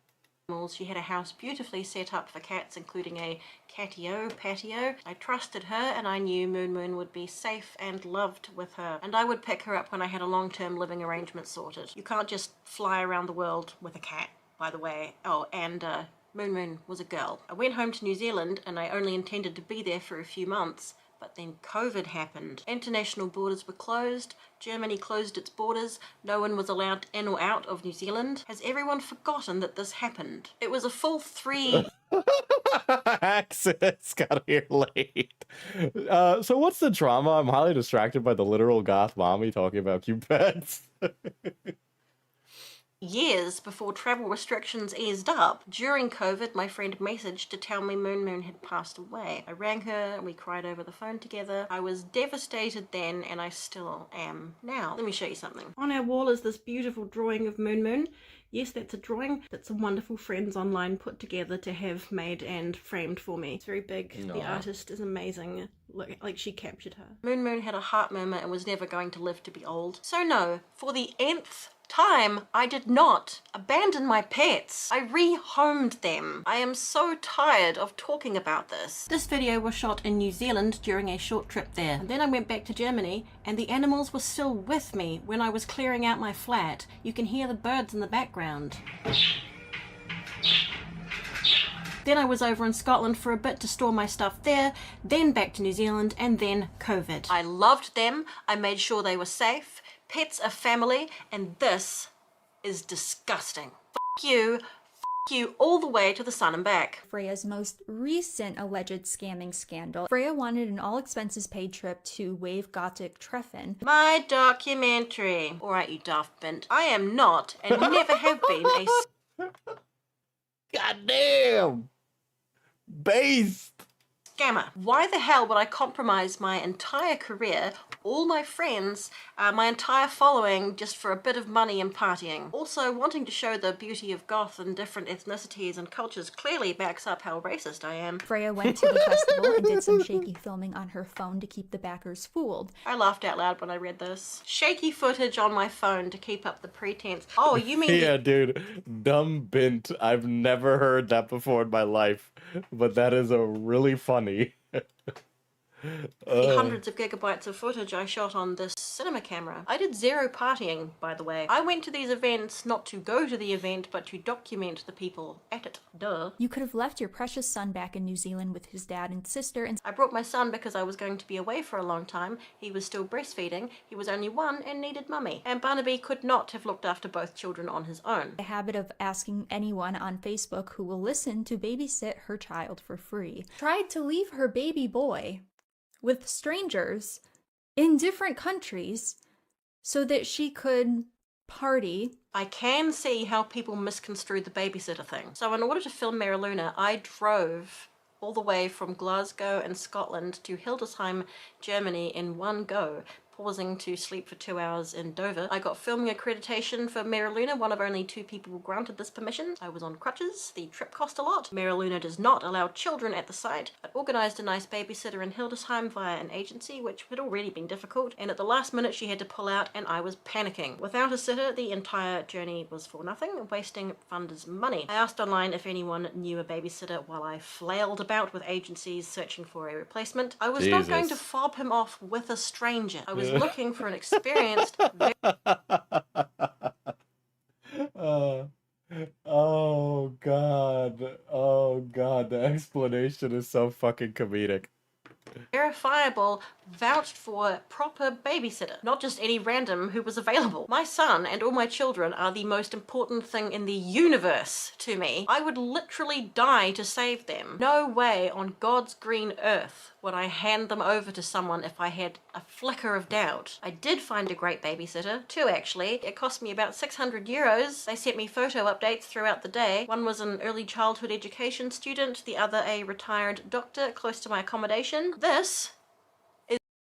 Oh my god. What? Boss, I have a genuine question. What are the ethics of becoming my uncle's troll A-log on Facebook? He's your fucking uncle.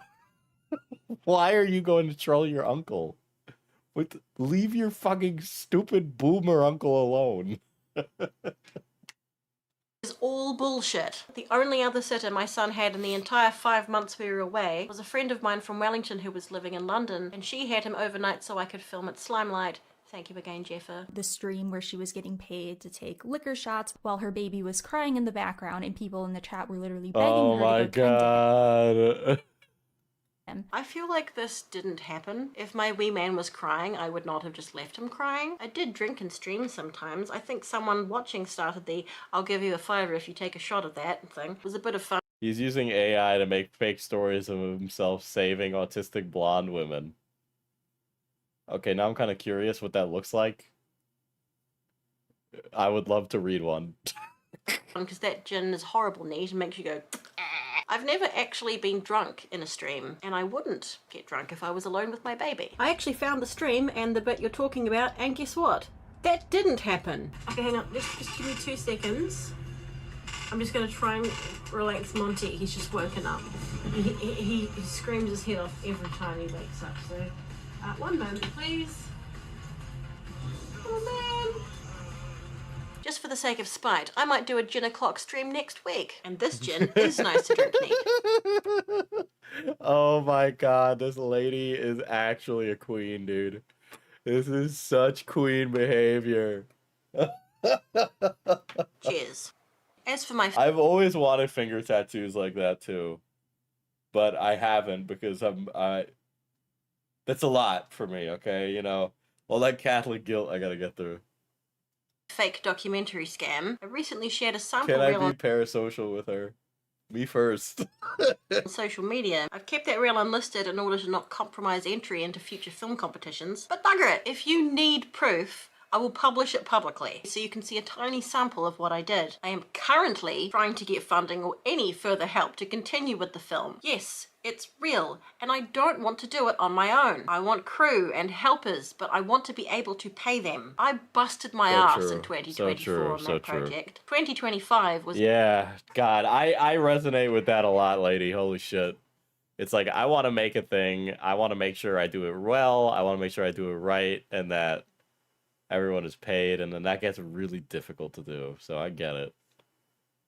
A total write-off owing to troubles with my mother, a house, miscarriages, Severine being ill a lot, my being pregnant and my being in hospital a lot. Obviously, since having a baby and 2 toddlers, I've had no time to do anything else. I've picked up the film again and it's moving ahead. I have said multiple times that it's going to take longer than I hoped. Calling the people who helped finance your supposed documentary bitches and telling them to f off. I wasn't calling the supporters bitches or telling them to f off. I also joined the campaign and stupidly gave her money and was called a cunt amongst other things. This person is lying. He is not a supporter. His name is not among the list of backers. He antagonizes me on Facebook all the time. I probably did call him a stupid cunt because he was being one. Supporters all got access to a Discord group where they can see what I'm...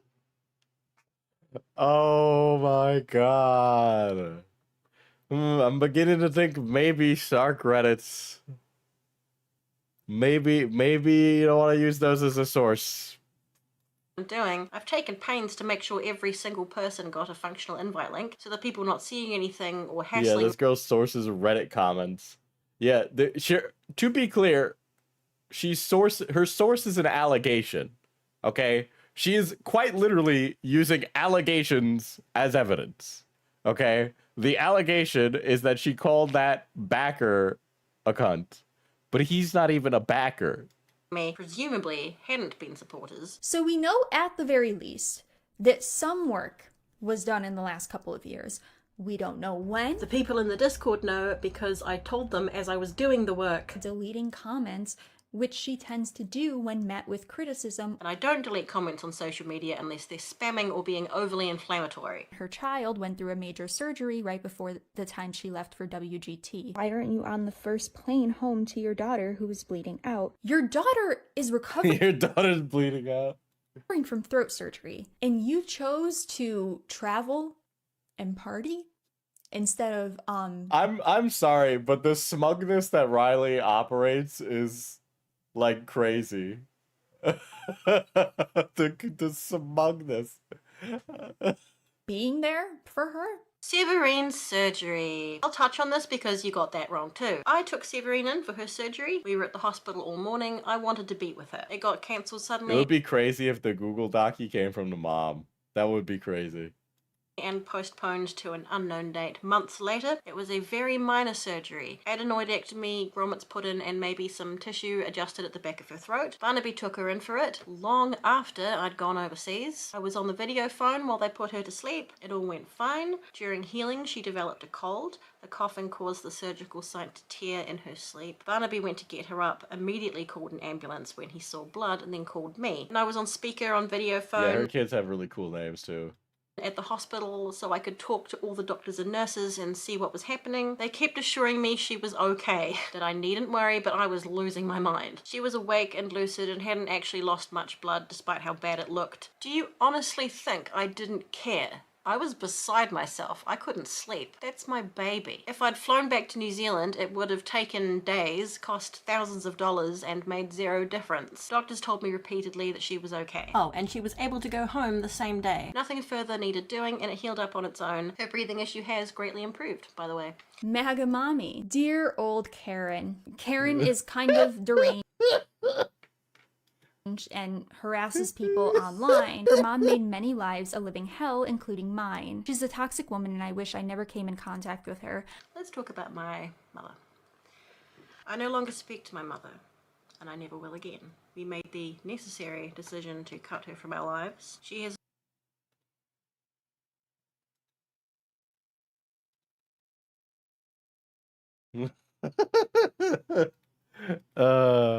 Yeah, this is kind of what Reilly be up to, not gonna lie. Not gonna lie. Except instead of going to church, Reilly goes to her local mutual aid.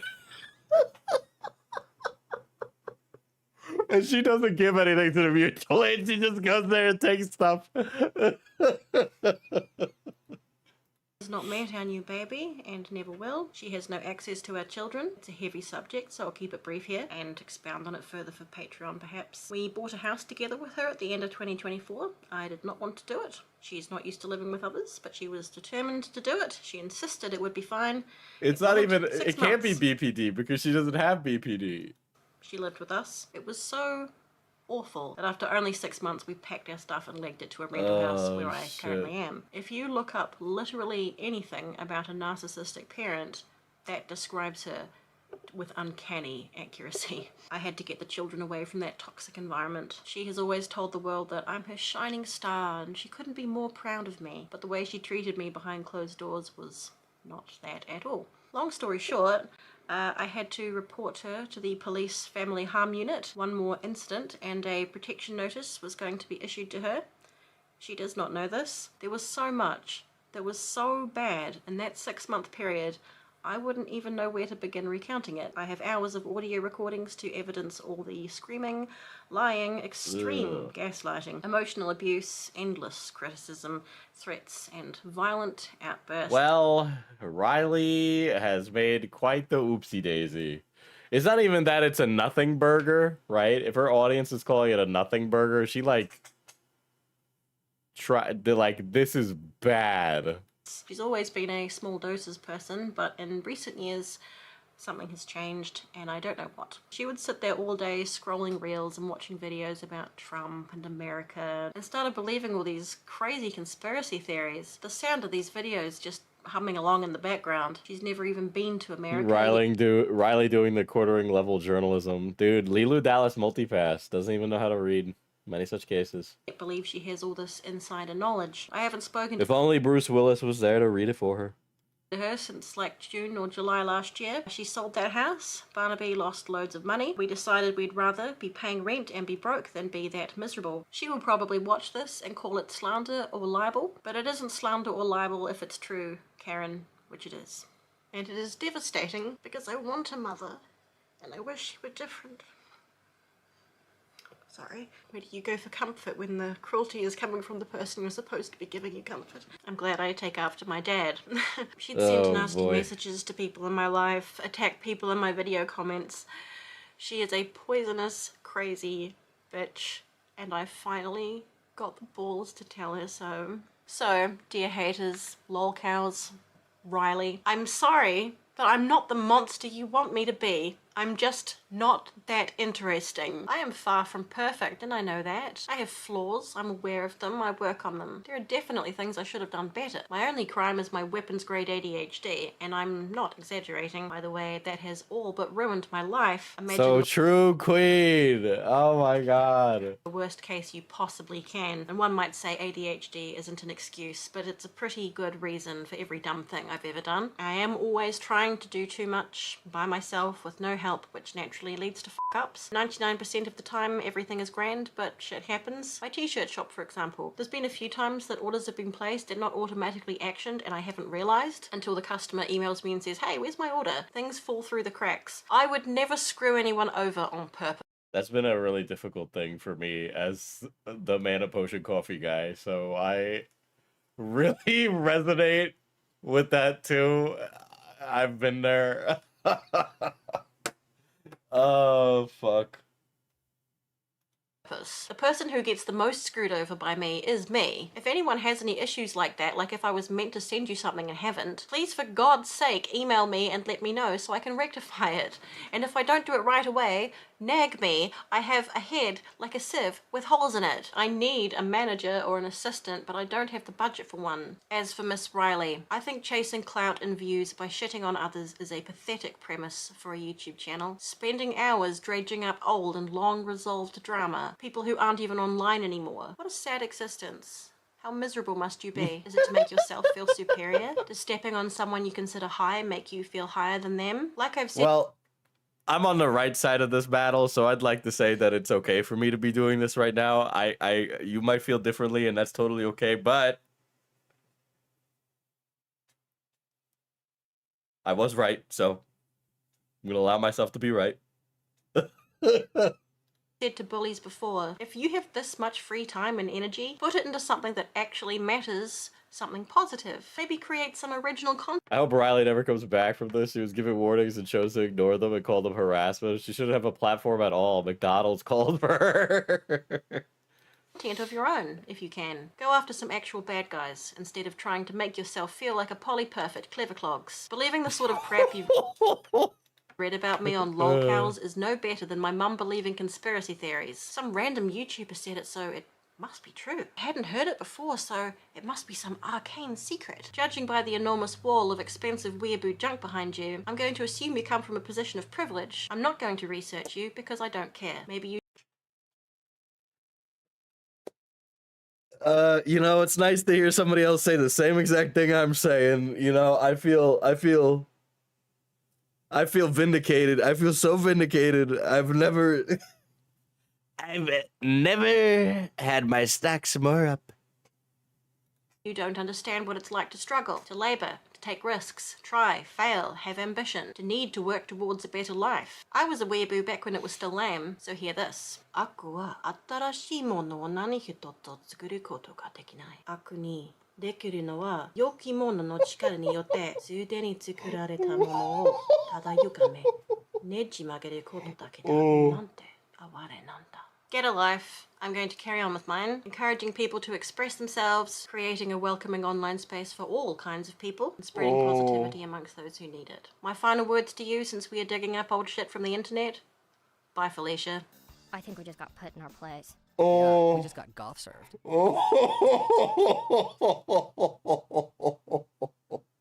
Oh, that was fucking brutal.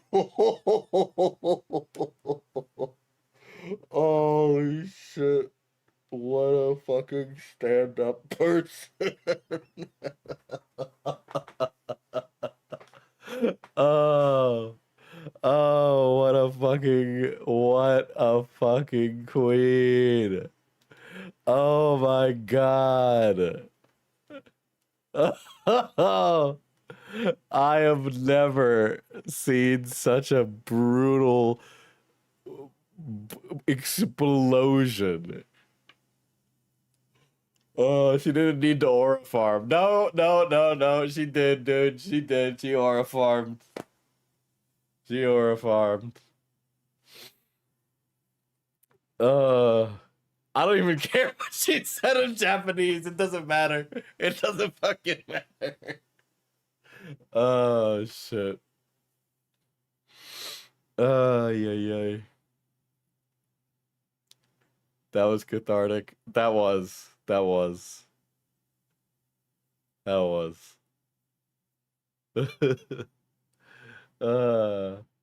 Yeah, Reilly lets herself get emotional. Reilly lets herself really not look deeply into things. Reilly doesn't seem to look ahead. Reilly doesn't really analyze the reality of a situation, you know. And as a result, fucking Reilly makes a lot of mistakes.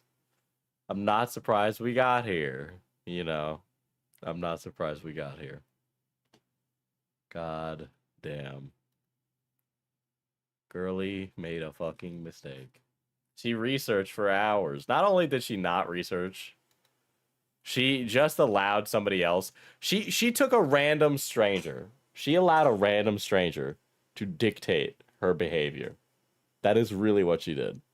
Instead of corroborating her evidence or looking deeply into the situation or even reaching out to Freya, Reilly decided, I'm going to take this Google Doc and shit out a video. And that happened. Yeah, man, the videos take a long time. I don't think your videos take a long time. I think you say a lot of nothing because you know that watch time is important. Okay? I try to fit so much information in my videos in as short a time as possible. And as a result of that, people are like, I don't remember what the fuck you said. But you are a long-winded fucking goddamn. The only other people that can talk as long as you with saying that little are Quentin Reviews and iNabber. It is beautiful to see. That I enjoy. It's a shame that it had to happen. And, you know, this lady seems like a really nice person. But at least this has come to pass already, you know. I hope she reflects on this and suppose break, TBH. She won't, but one can hope. I don't think she will. I don't think she will. I think her videos take a long time because she's stupid. Yeah. Yeah. That's what I think. I agree with that. I agree. Well, guys, I will be back tomorrow evening. I will not be around Tuesday. My schedule is changing for the summer, so I need to figure out what I'm doing. I also don't nobody fucking leave. Nobody fucking leave. Nobody fucking leave. You all sit your fucking asses down. Don't you stop waving. Stop waving, fucking chatter. Okay? You stop it. Stop it. Don't you dare say bye. I need you all to stay here for a second. Okay? So here's the thing. I am going to do videos on the main channel again. Okay? I'm going to do that. None of you reminded me. For shame, chatter. For shame. Okay? Oh my god, chill. Okay, I'm gonna do videos on the main channel again. Thought I'd be watching a playback, TBH. POV teachers and the students when the bell rings. Yeah. So I want to do videos more about society. Okay. I want to do videos more about society, or at least in the interim.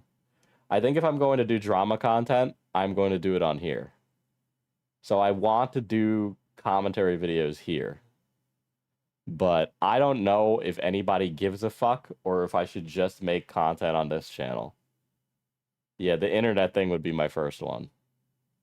But I don't know what the fuck people even want to see from me, you know? Am I getting a video essay about third spaces? 100% that would happen in the future if this is what I do. Diesel's radicalization arc continues. I really am, but the reasoning is because, like, I don't know, man. I saw one of those recent elections, and it's like fucking 5% from people's 18 to 34. And, like, now that I'm, like, getting involved, it's like, you know, be the change you want to see in the world type shit. You know what I mean? If you like making it, then make it. I mean, yeah, I guess. But then also that, you know, I don't know. I just want to see you have fun. I guess you guys are a different breed because you guys are, like, stream viewers. You're already at least mildly interested.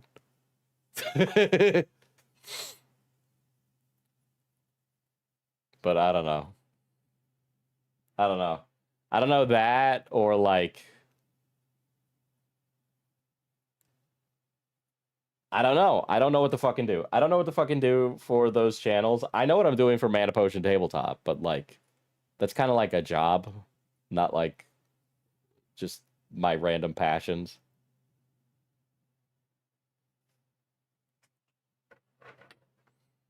And obviously, I know the audience that's on FPS Diesel doesn't give a shit about it. So, but it's already been so long since I've uploaded. I could just make a new audience. You know what I mean?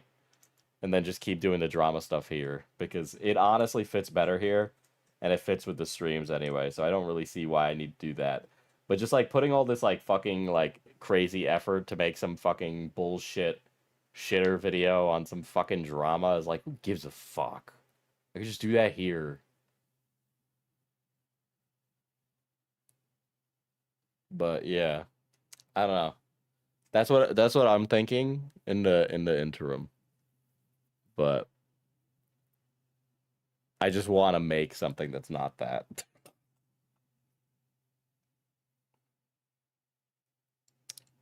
You've talked about politics and societal problems since I started watching.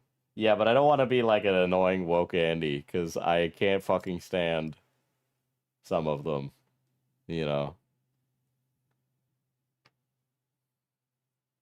You're good at it. Yeah, shitter drama isn't really worth the effort of full-scale editing. Yeah. And I also just don't want to make the same thing that Turkey Tom and Wavy Web Surf and Place Guy here that makes hour-long retrospective on some fucking guy who farts in his basement videos, because so many of us do it, you know?